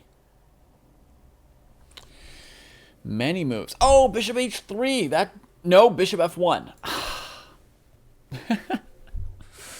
I think bishop h3, you know, if white defends this with g3, you can defend your knight here and then take this. Although even that I'm wrong about. The queen comes here and then rook c6. Totally wrong. But anyway, bishop h3, the simplest, right, is white can just come here and defend it. So that's not the answer either. Bishop a6. I just don't know what it is. So let's look at bishop e5, the only other move I had in mind. Queen c5. And what could black have in mind here? Can we now take on a6 or b2 now that the queen's not attacking our bishop? Bishop b2, rook e1. Just keep playing. Thing is, like in some position like this now, for example, white may get control over d4 by giving up the bishop pair, and that might be enough to stabilize white's position. I mean, we always have to keep our eyes on this, though. Oh, it's a heck of a complicated dynamic position. It looks to me like at this point in this game, Nepo was way behind on time. He was the one avoiding the draws, but he put in a lot of work. Look at him down with, 14 minutes against an hour. He put in a lot of work to try and keep this game going.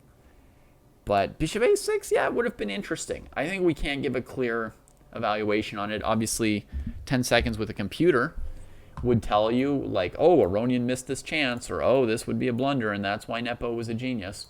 But you can see how much work the players would have to put into this position from that sampling of lines I gave, right? Like, even for them, I mean, they're superhumans, but they're also humans, right? There's a limit to how quickly they can calculate everything, and that is a mess of variations to sift through, and the evaluations aren't always obvious, so that'll slow down your calculation when you have to hesitate over the evaluation of the positions you're considering. So this move was complicated. I mean, we're going to assume that it wasn't very good for white and that the two players probably got it right since Nepo allowed it and Levon didn't go for it. But whatever the refutation was, you guys, what you've learned, okay, a computer would tell you if this was good or bad. But what our little effort here has done for us is explain to us what kind of effort goes into these decisions. Why Nepo was so low on the clock, how much effort this was for him. And maybe that Aronian was a little bit too calm and cool as a cucumber here, right? Because he's got so much time on the clock. But maybe should have spent more time on something like rook c1 or bishop a6 or something. Maybe he was being too cavalier about putting pressure on Nepo's clock and was too confident in his position, when actually these are pretty critical and difficult positions going on here. I don't know. So rook e1, knight to e5 comes, and now things are getting dynamic.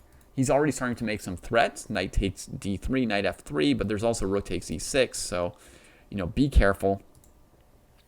I remember with clarity from when I reviewed this game before that this next move, knight d4, is a mistake.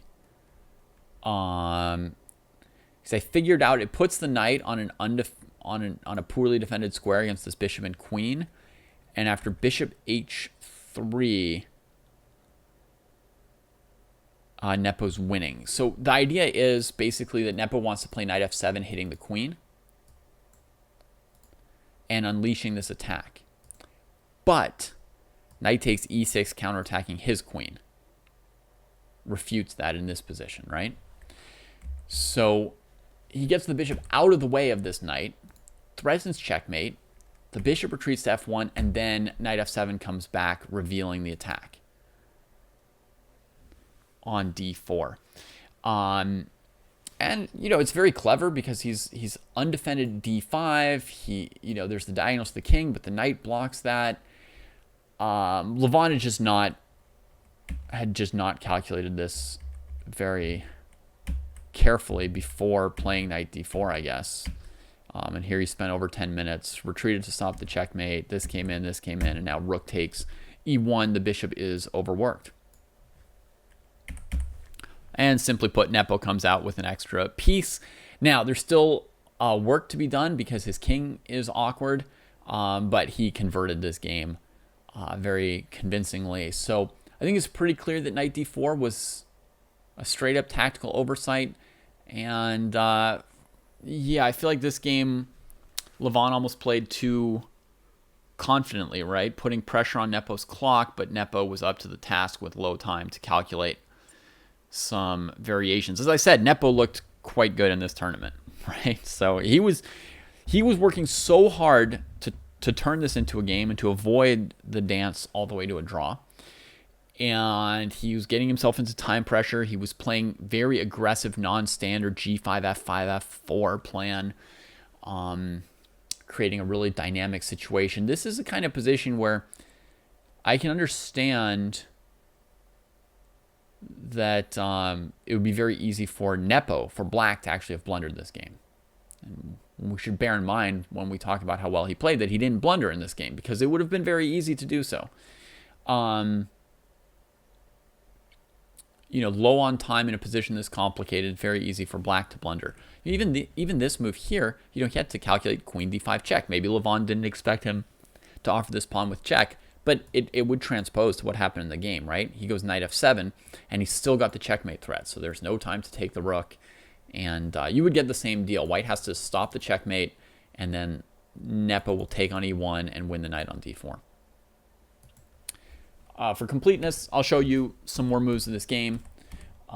This bishop retreats because it's now, well, I mean, gh3, queen g1 mate, but I mean, it's risky to just leave it sitting there. Okay, so now he's threatening rook e1 and bishop e6. Bishop to b4. Tricky.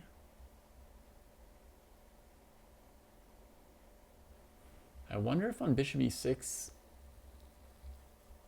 he has queen. No, he has rook e2. That was tricky. That's what bishop b4 did. So now you just attack this a million times. Takes, here, takes, here, takes. Oops. Yeah, so that was tricky. So he avoids bishop e6. Queen f6, reinforcing the e6 square, but also making a better square for the king on g7. So you can keep defending the knight, which h8 doesn't do, but you can get off of this diagonal if you need to. Oh, and this move! I remember, this is a good reason to see the rest of the game. What a shot he delivered right here. Bishop c3. That's not how you're expecting to dig out when you're up a piece and trying to dig out and, right? Like, you're expecting moves like bishop e6 to trade bishops. You're expecting moves like queen e5 trying to trade queens, right? Oh, that was a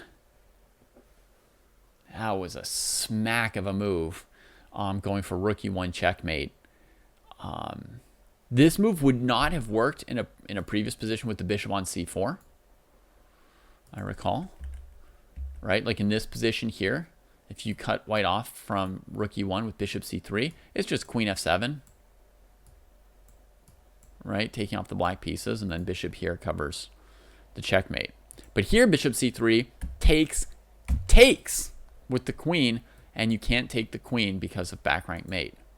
That's just, yeah, that's just a sweet move. Nepo was really shining this game.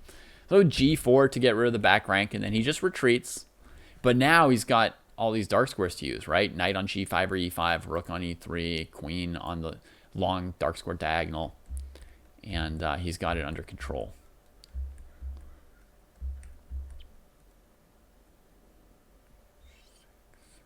Stopping queen h7. He can come back. And that's checkmate coming up. The king moved here because if you back off of the queen trade, there will be knight g5 check and queen takes rook. That's why you can't play like a simple retreat. Or does he have nowhere to even go? Well, I guess like some square like this, right? Knight g5.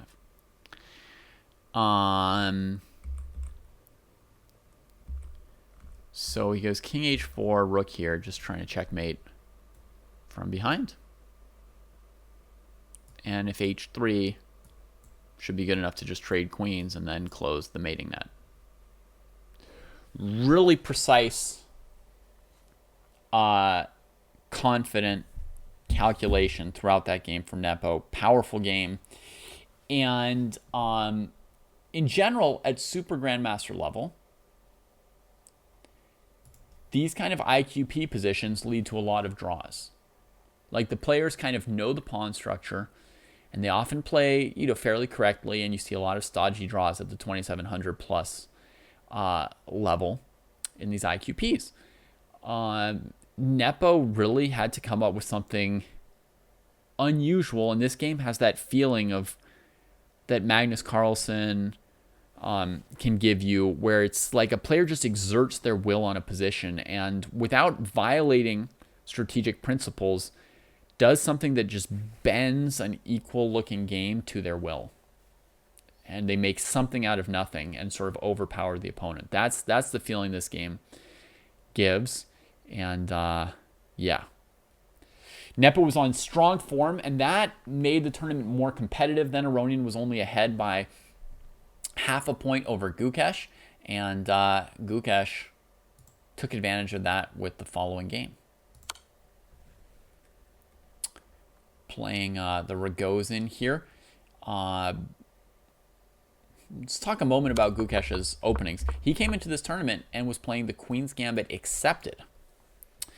So Esipenko plays, sort of like a Catalan. And Gukesh switched it up this game, didn't he? Because he didn't play d5 on move 1. Interesting. So we get to a mainline Catalan.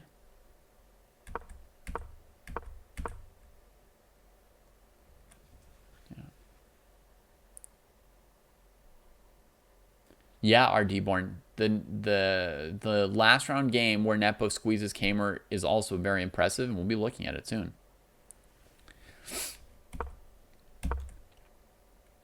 All right, so solid pawn on d5. Bishop a6. This is a logical place to put the bishop when the opponent's bishop has left f1. You can often find some weakness on the c4 square. And at a simple level, the idea is like attacking the e4 pawn as black in the French.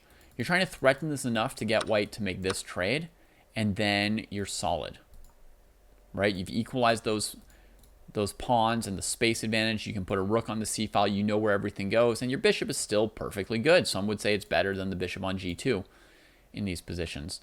So that's the basic idea, right? And what I mean by that is it's similar to the idea that in this kind of position here, black's trying to say the pawn's hanging, and the idea is to get white to play this structure, right? And so every time white defends that pawn, black attacks it with knight f6 or with bishop b4, and the point is we attack this until we get white to equalize the structure.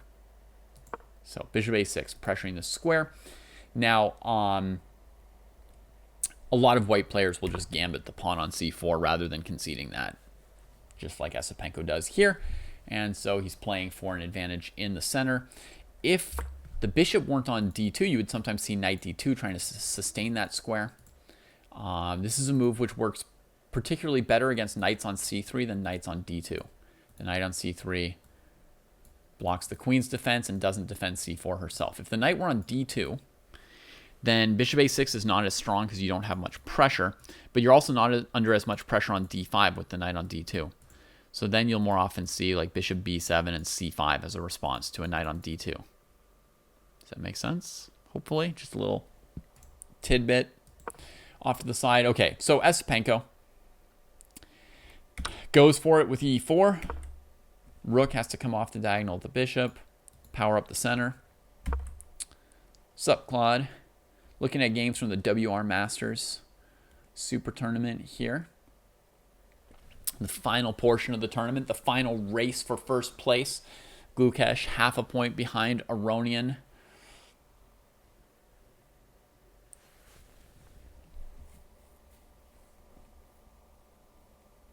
All right, so now he's got this extra pawn. He just sits on it there, and he answers like a Moran. This e5 move. Whew. Yeah. This was a move that was a big surprise to me. I remember when I saw this, because it had not occurred to me that you could just do this without control over the e5 square. And so takes here, and then something like bishop f4, let's say, holding the pawn. I think e6 is probably not a big scare for black. You can take it. Your piece is all right. Your structure is all right. I don't think we need to like go crazy about it. I think the issue is that on bishop f4, maybe you can go bishop c5 or g5. Something like really aggressive is the justification. But it hadn't occurred to me to just leave the e5, to just play e5 with it hanging in this kind of a position. Had not occurred to me without like bishop d6 or queen c7 in place. So d5, knight g4, bishop f4. I guess he would just play g5 maybe. Bishop c5, knight d1. I don't know if that helps black at all. I don't know if it hurts black either. Oh, you can't play g5 later then. I mean, yeah, you could do something like here, here, trade off. Oh, your bishop's going to get hit. You get pushed away.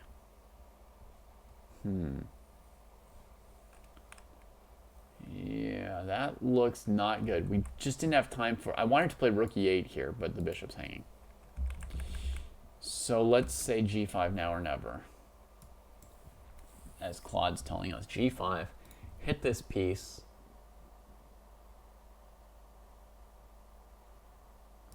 If h3, whatever, as long as the knight doesn't get kicked back, it's okay to have some chaos here. That's fine with black. Some chaos is fine with black.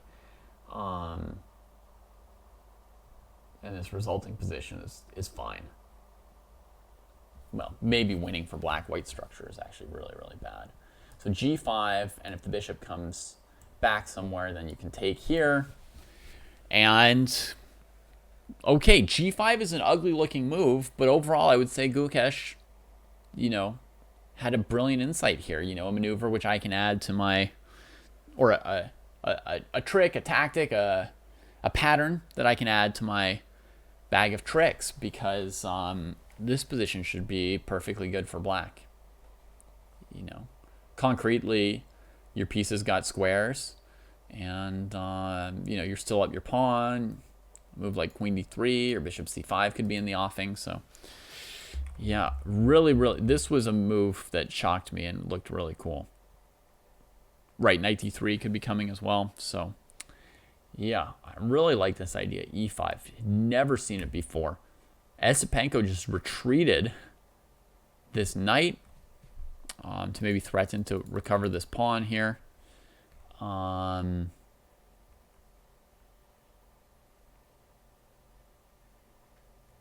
mean, I suppose you could play rook d1 or whatever he wants if he's not actually taking this pawn. Maybe h3 as an idea. Oh, but yeah, he's got to be careful about pawn takes, knight takes, and then the knight moving when the knight on d4 is hanging. Right, so he's saying, yeah, if black takes on d4, he needs to put a defended piece on d4. Okay, I understand why Andre felt the need to go knight e2. That makes sense. Now, knight g4. Gukesh does not spend the tempo on keeping this pawn. It's a tempo because you have to pay it right here. Trading, obviously, itself is not a tempo when white recaptures, but white recaptures with development of the rook on a1 and a threat to the bishop. So that's going to cost you. I mean, I suppose you could just trade it off to not lose tempo and go here, trying to get active with the remaining pieces, and hard to judge how good or bad this would be. c6 looks very weak. Knight d4 here, knight c6. Got to hold on to that bishop. e5. Opening this. Oh, black's dead. Black's dead, actually. Easy to evaluate now. You see how that happens sort of by force? Knight e5 would be the move that would be more interesting, sorry. And then maybe takes. Takes. Basically an undisputed advantage for white, right? With the bishop pair in this position, better central presence, e5, pawn, rook. Yeah, so it's just going to be great for white. So yeah, so he gives back the pawn, trades on d4. Oh, and he's going to place a knight on e5 to defend c6 right here. Logical. He's just got to have an answer to f4, taking the defender off of c6. Doesn't happen. Let's just quickly see. f4, queen takes d4 check. Easy enough. Okay, so yeah, so basically successfully keeping up with the tempo of the fight over these central squares. He gets e5 for the knight, hits this on the d file. Knight gets defended. He could always win this pawn back later if he really wants to be up a pawn because it's isolated. Pawn takes c4 is not looking that great from Andre now. Right? Maybe that was not the most precise here. What would be the best? I'm thinking maybe like bishop c3, fighting over d4 and e5 right here, trying to stop this knight from establishing itself. Oh, if h3 here, here's a thought. Black was maybe going to take to get e5 for the knight, and then if you take, play d3 and win back your piece. So that's why you can't kick this knight. That's why he can just send the knight here when he doesn't yet have it square. It's because here, it's because on h3, he's got pawn takes pawn, securing the square, even though it doesn't hit a piece. That's a very, very important detail. Like, you can't just, very rare that you can just sit your knight on g4 before the pawns have traded. Very, very rare that you can do that. So it's a lot of really precise calculations here from Gukesh to get this position. Takes. Yeah, so anyway, my thought for white, maybe better to just fight Gukesh for these squares. And prepare rook d1 faster, could harass in some positions. I think taking on c4 does very little for white, actually, now that I'm thinking about it. Because Gukesh immediately isolates that pawn. c5 is blockaded, completely controlled by black's pieces, right? So what value is this c4 pawn for white? Seems like minimal value. Like if Gukesh stabilizes the position, he'll often be able to win that pawn again later. So why do we spend a tempo on it when there's a sharp fight over the d4 and e5 squares here, right? Bishop c5, rook d1, queen gets out of the way. Yeah, you can see this pawn. It's like he can take it whenever he wants it. f4. Estepenko got tired of waiting. He wants to play e5 and attack. Or knight f5 and attack. Gets blocked by f6. Why the queen and not the rook? Looks slightly mysterious. Oh, well, now we see. He felt like he couldn't stand the knight forever. Oh, yeah, because this queen is coming to g4 and so forth. So he's going to have to let this bishop become more powerful. And that's why the rook didn't come, because this pawn would just be hanging. Right, rook d8, queen e2. That's, again, excellent foresight by Gukesh. To understand that he is going to need to play g6 at some point and that he can't do it in this kind of a way. Wow. Queen d8 instead of rook d8, right? I mean, white could play rook d1. How many of us would be thinking, like, we got to fight for the open file. It'll be more important than other stuff. And Gukesh is calculating this queen e2 line already. Blocks c5, locks it in. And yeah, he just takes over the position from here, sacks back his extra pawn yet again in order to get this rook into the game, knowing that he's parried the threats, he still has the majority, and as these files both open up, he's now going to have the advantage here. Estepenko took it, and he creeps in and keeps the knight on e3. There's no rook d3. Bishop takes because of the back rank. There's always the back rank. And even just this immediate win as a threat. So white gives check to not get back rank mated, because the rook's attacked and the back rank's hanging, and rook d1, knight d1. So he has to trade off pieces. Now this king is even more secure, and the outside passer is worth even more. And he just comes and cleans up the a pawn. Locks the bishop out. Keeps white completely tied up with these queen and knight on aggressive squares. And here white actually resigned. It's so hard to do anything. If you try and let your queen out with e5 or e takes f5, Gukesh moves his bishop to d5 and just traps the queen, basically. Just absolutely brutal. How confidently he converted this game from the black side of the Catalan. Yeah, wow. Wow. That game. And before I move on to our other key game, I want to make one more little note about Gukesh while we're talking about Gukesh.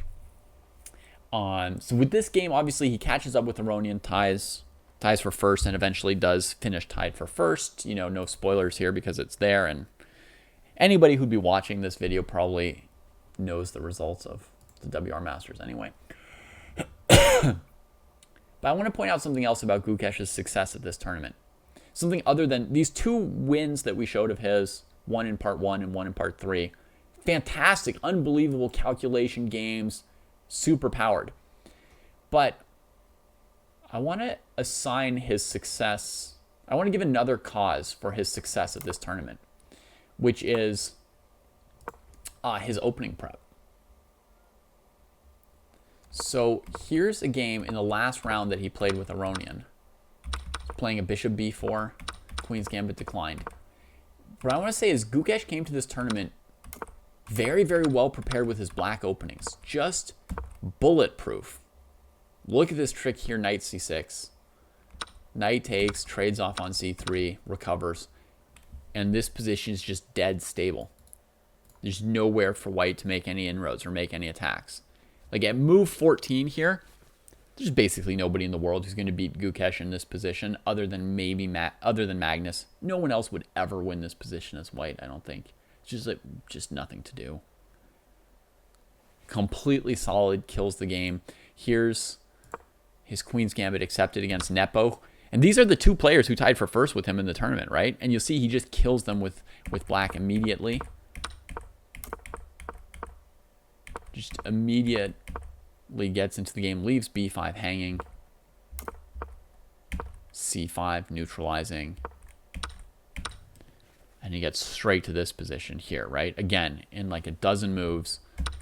Very nice judgment to just trade. People often push. Sometimes they sack, but you can only leave the sack hanging so much. He trades with the idea of just pushing this pawn to a5. He gives up the b5 square, but he gets the b4 square. Totally safe immediately. And he actually played a longer game this round against Nepo and actually pressured Nepo this game. Like he actually was able to eventually put pressure on Nepo because he had such a safe and solid opening this game. The game with Aronian died immediately because Aronian just went back and forth with the bishop like this, and that secured them each a tie for first place in the tournament, and you know there's nothing for black to do to avoid it.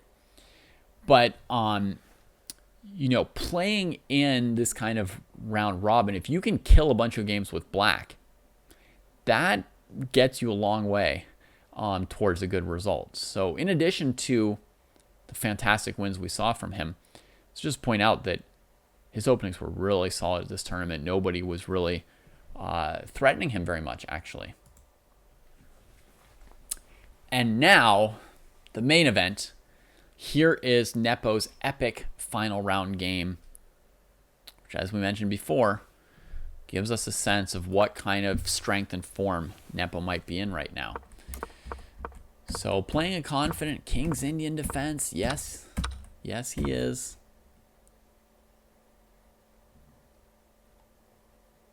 Yeah, Kamer's playing super solidly. Oh my gosh, e3 and h3 in the opening. And then looking to grab a little space here. Seems to me that castling is more prudent at this point. If you're like b4 tells you that you're going to castle kingside, right? So maybe it's more prudent to just castle. But this is obviously a normal plan. From the restrained e3 setup, you're always going to want to play a4, b4, just rush all the pawns on the queen side, actually. But interesting from Nepo, who has also played the Grunfeld in his past, he sees a great moment to just blow open the center. And actually, that's something you often don't do in the King's Indian defense, blow open the center, right? Because usually white is stronger in the center. You don't ever really get a good chance to do it. And then you start playing weird moves on the side, trying to set up your kingside attack, and you're more and more out of position, so you less and less want to open up the center. But having that experience of also having played the Grunfeld, he spots a moment. Just play the simplifying trade. And then just, boom, let's get a solid center. Here, castles, here. Now white's got a stupid isolated pawn. You know, black is, I mean, at least equal already. If I had to choose where to sit down at the board, I would choose to sit down on black's side already, for me. This piece seems to have a lot of perspective, and by perspective, I mean prospect. Bishop seems to have great prospects. I wanted an adjective for somebody who has prospects. Very prospectful bishop. And, you know, you're just very solid with c6, holding this file off. This pawn doesn't look too dangerous. Seems like the worst thing that could happen is white quickly plays d5, trades for your c pawn, and draws the game, which is not bad from a black perspective. 10 moves into a game. Goes knight d5 without even playing c6, just occupies the square. Kamer plays an ambitious move here, let's say, b5. That's, you know, to fight against possible c6 by Nepo. Be able to trade on c6 and give him a weak pawn. Oh, Nepo pokes that a pawn from the side. Oops, that was too aggressive, Vincent. Ooh, now you messed up.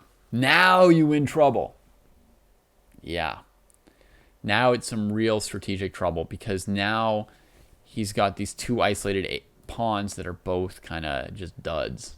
Just kind of sitting there like, what are we doing? Yeah.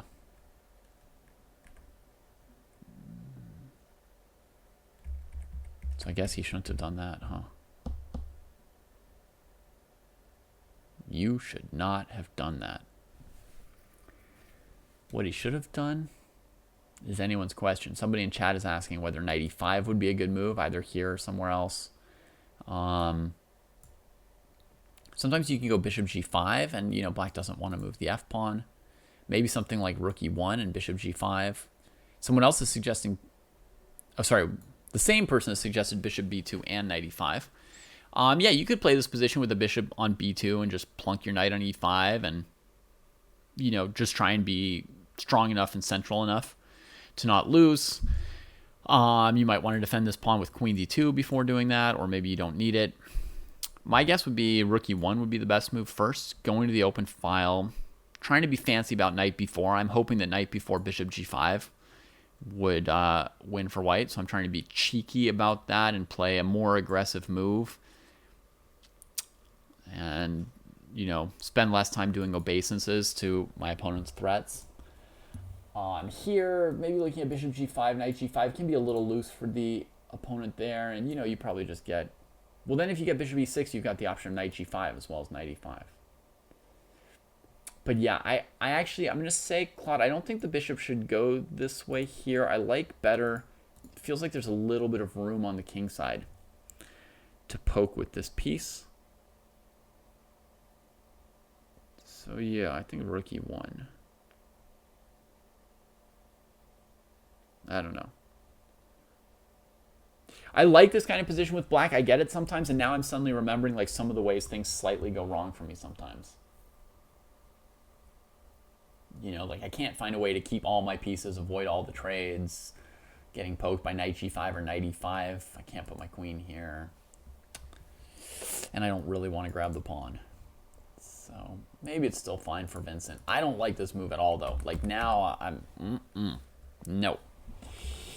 Now we got some worries. Okay, he plays bishop g5. Nepo just dodges it there. Goes for bishop h6, maybe. Allows it.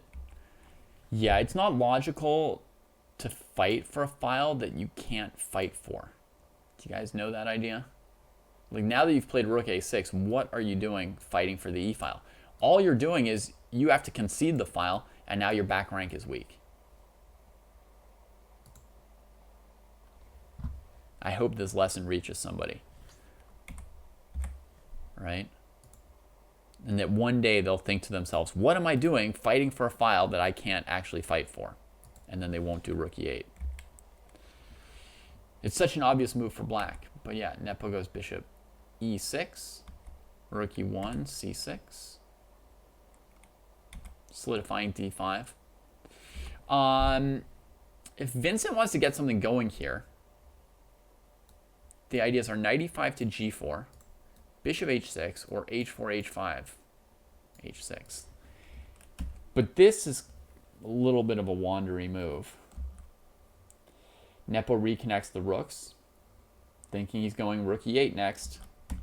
He is.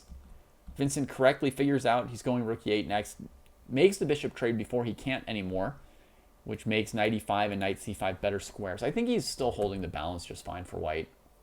That's a little weird.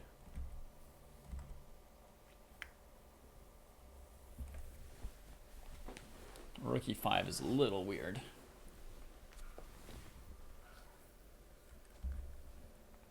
h6, doubles, f6, gets out of the way, bishop f7. And now Kamer's the one who's putting a lot of rooks on a file that he can't win on. The reason he can't win on this file is because if he trades all the rooks, it's bad for him. But now he has to trade rooks because he doubled rooks on this file. If he'd put the knight on e5, would f6 have still come in at some point and just traded a bunch of pieces? Maybe so, yeah. Maybe so.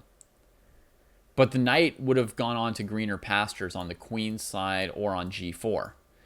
Whereas in the game, as you're going to see, this knight is actually kind of stuck being passive now. And now he goes knight h2, looking for g4.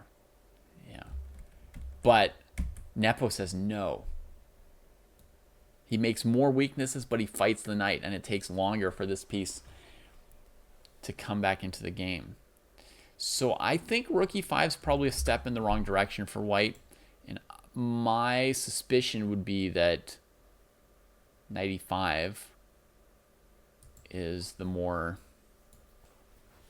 normal way to keep things going. You'll notice that if you go knight d3 to c5, that could be useful, or even on knight c4 you could go knight a5 to annoy this pawn structure, because this rook is needed in both directions, right? So potentially here, here, here.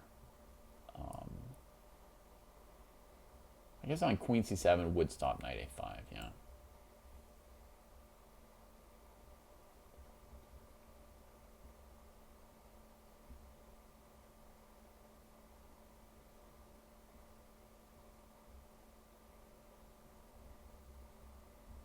Okay. Anyway, my little guess is that knight e5 would have been better than this.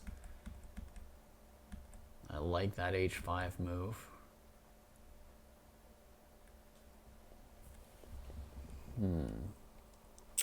What's he planning against knight e3? White played queen e1. Knight e3, knight b6. Okay, maybe he would have just retreated anyway. Maybe there's no big calculation that we need to do. Back and forth. Okay, position's just solid.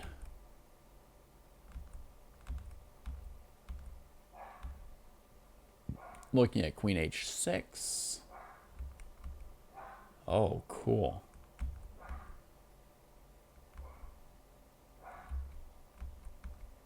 And just gradually,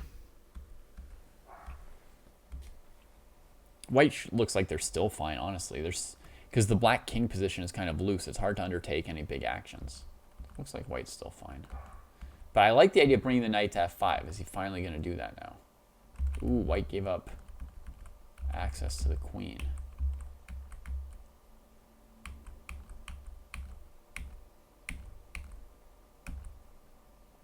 I guess trades are really good for black, huh? This might have been a moment to trade, though. Could this be the moment where white could trade and hold on? You wouldn't want to push d5, because this pawn just pushes past, and then this pawn is even weaker. You would want to then bring your king here.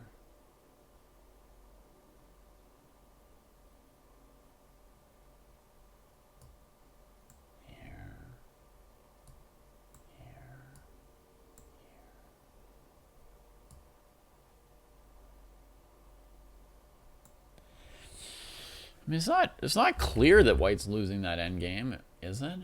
No.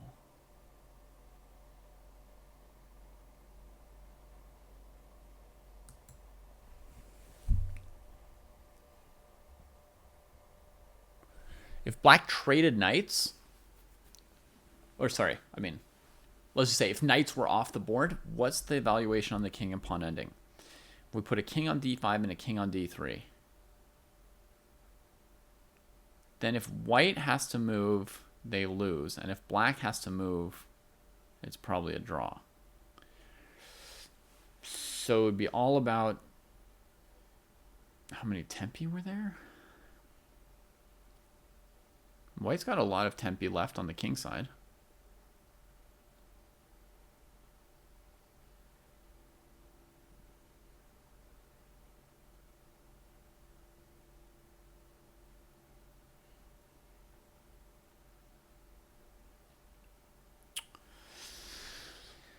Huh.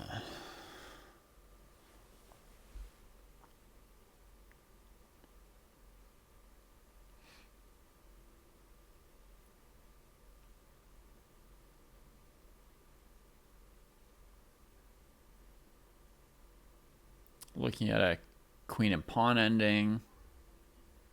That's interesting and sick. If you trade knights on f5 and the king recaptures and the white king comes to f3, then you could have a standoff between kings on f5 and f3 instead of d5 and d3. Right? And if the white king has to move and let the black king into one of those squares, black probably wins. If the white king has to, and if the black king has to back off, then white's fine. But there the king on f3 is kind of blocking some of your pawn moves. And so I was calculating a4, b5, a5, b4, a6, b3, a7, b2, a8, b1. And then white gets to go on and checks first. Yeah, I don't know. I don't know the evaluation of going to the king and pawn ending here or the knight and pawn ending. So he keeps the queens on the board. I mean, I guess in general, queen endings are the most drawish, and king and pawn endings are the most winish, and knight and pawn endings are the most winish after that. So it does make sense to avoid queen trades. I was just thinking maybe with the space in the center and the knight, you could draw this with the king.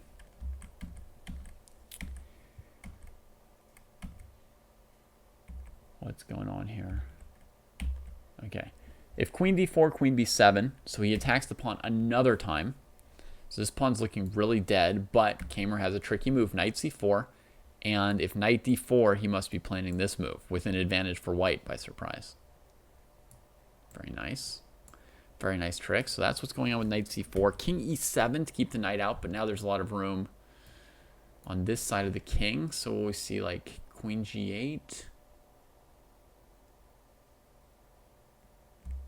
No, he goes all the way after the queen side. Knight d8, wow. Okay.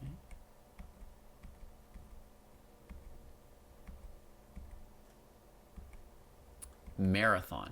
Marathon.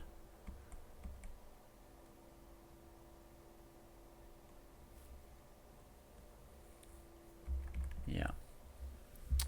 I watched this part of the game live here when they're struggling around the b7 pawn, and this queen comes in, and here finally Nepo gets like I thought it was clear that he had a big advantage with the queen on e1. I mean, he had an advantage throughout because his pawn structure is more compact and he had two different pawns he could be attacking.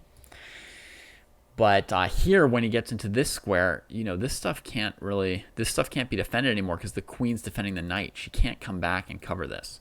You know, f3, queen h4. So here I thought he's probably winning. So I wonder if queen, you know, somewhere here there's a mistake. You know, is it that at some point White's king should have been on f1 to stop intrusions? Maybe. I don't know. It's just so hard to say. When a game is so long, eventually, you know, produces some errors for Vincent or for anyone studying the game. But yeah, he plays knight f7, and now if queen takes, of course, you take the knight. So the knight takes, and now queen f2. And yeah, this pawn here can't be defended. Suppose king here, g5 is worth mentioning. Rethreatening this queen checkmate, and if pawn takes, you bring this knight right at yourself with devastating impact. It hops all the way from f7 to f3 in 2 moves, all with check, and then it's mate next move, queen h4.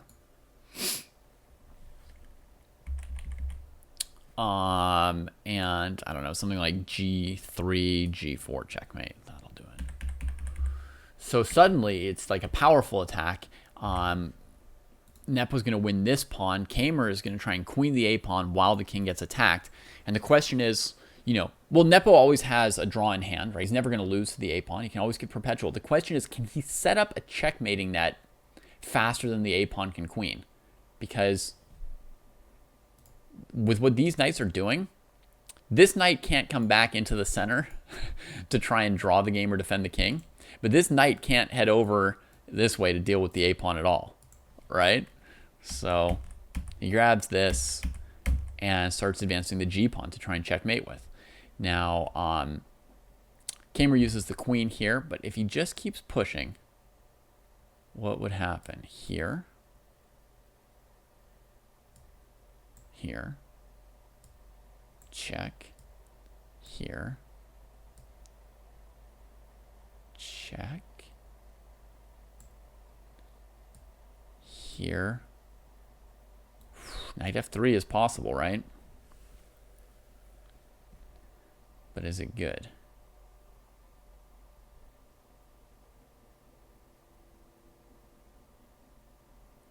Doesn't look that good.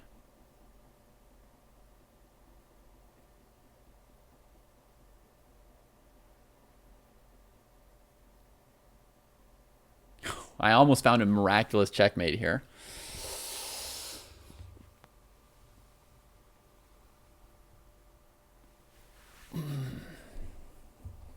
Queen d1, king takes g3 is not instantly obvious. I was thinking of the following. Check, here, check, here, check, here, check, here, and mate. But king f2, and you're still going. All right, so let's see here. g3 here, knight here, here.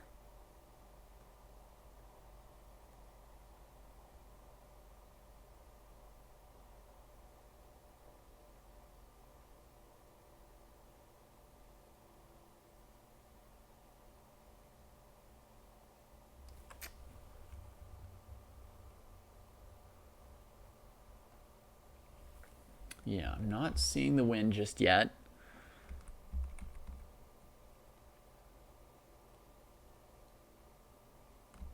It's cool that you have this square, and I'll just explain to people why I'm looking at that move, because then you get another queen. Let's see.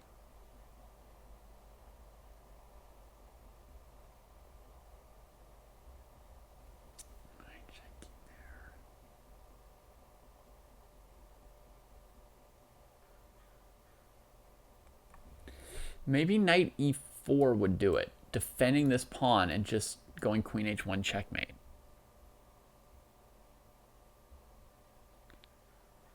If white queens, you give checkmate. If white checks you, you just come here.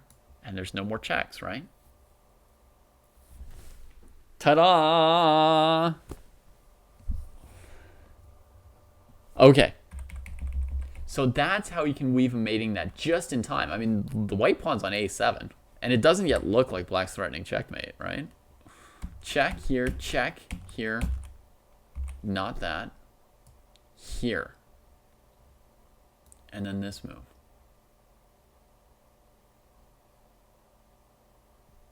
Okay, you could do this. Check. Here. Oh, I'm going to enjoy this final move. King here. Preparing queen h5.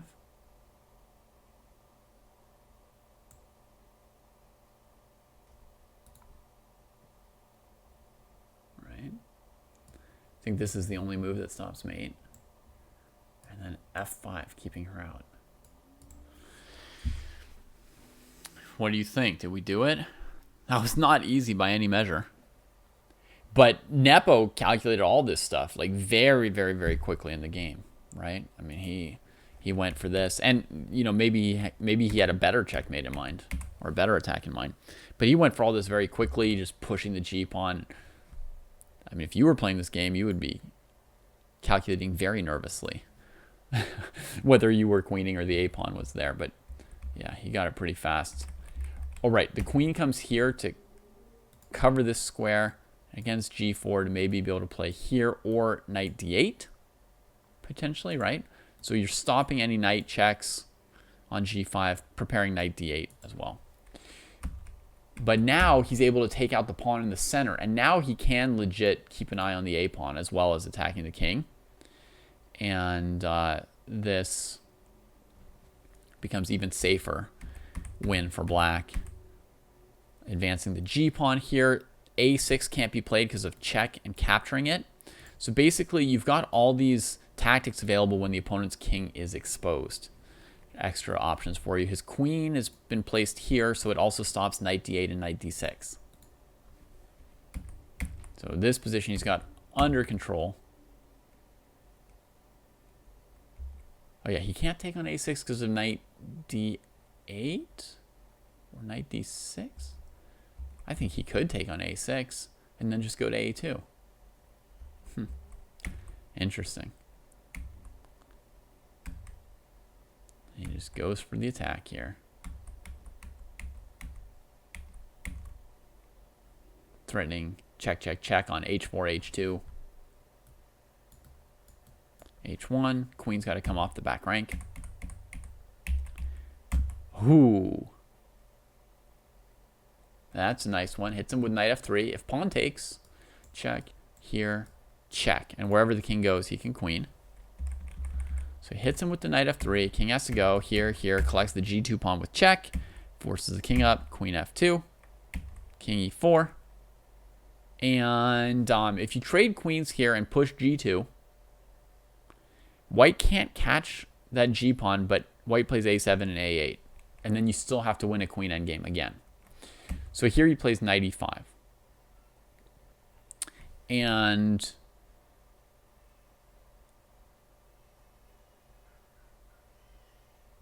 yeah, I mean, I guess like the point is here, here, here, here. He can drive the white king immediately into a mating net over there.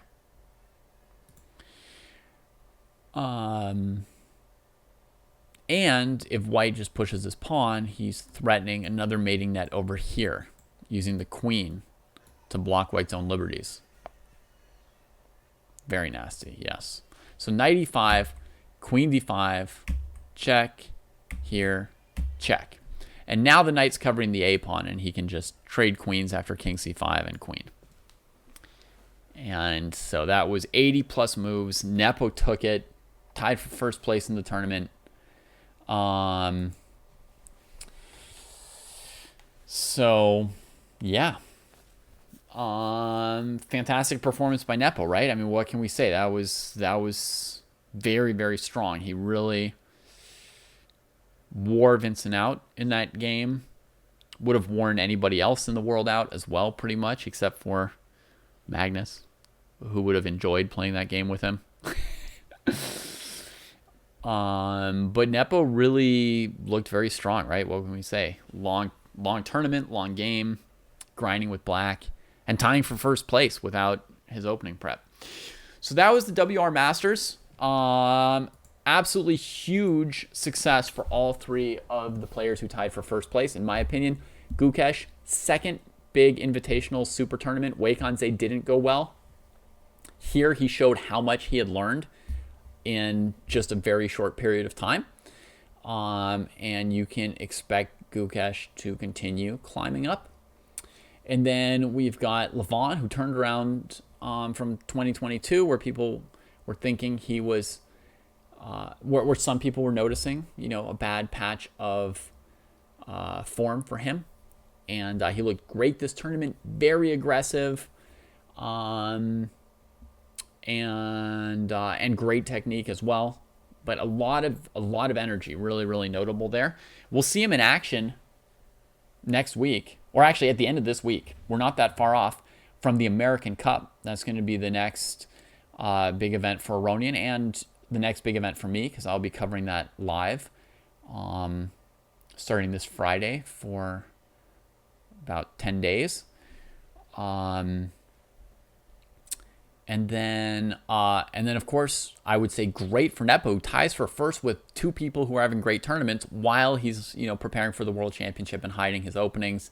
And he showed everything that you would want to see from Nepo before the World Championship match. So all three of these people, very, very strong, successful events. And I hope you enjoyed it. And we'll see you later around Chess Dojo. All right, cut right there. 234, 235.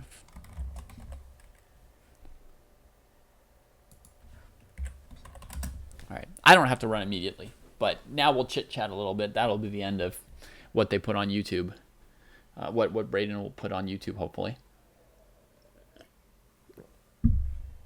So yes, Seth, we will be covering the American Cup on Chess Dojo pretty much every round. I'm going to skip the first weekend, but then the final round is on that next Saturday, and I will arrange babysitting and cover the last round on Saturday the 25th or 4th or something like that. So yeah, we'll be covering almost the whole thing. Starting this Friday live. We'll have, the field is insane. I think the 7th seed out of 8 players is Ray Robson at 2,700. If you wonder how many super GMs there are in the US, and the 8th seed is Sam Sevian, who's at 2,690. He's also super strong. So this is an absolutely insane field. The B section, or women's section, also really, really strong. Nazi Paikidze is playing, who hasn't played for a while. And to give a sense of how strong that section is, I think Alice Lee is maybe the 6th or 7th seed, like Ray Robson in the A section. So we'll be watching section A and B probably as much as we can. It's going to be tough. There's going to be so much good chess in the first 1 or 2 rounds. But because it is a knockout, at some point it'll be easier to pick which games to concentrate on, as there are fewer players playing. So we'll easily be able to cover groups A and B once we get to the final couple days, and we're down to 3 players per section. On the first day, obviously, we won't be able to cover 8 matches at once.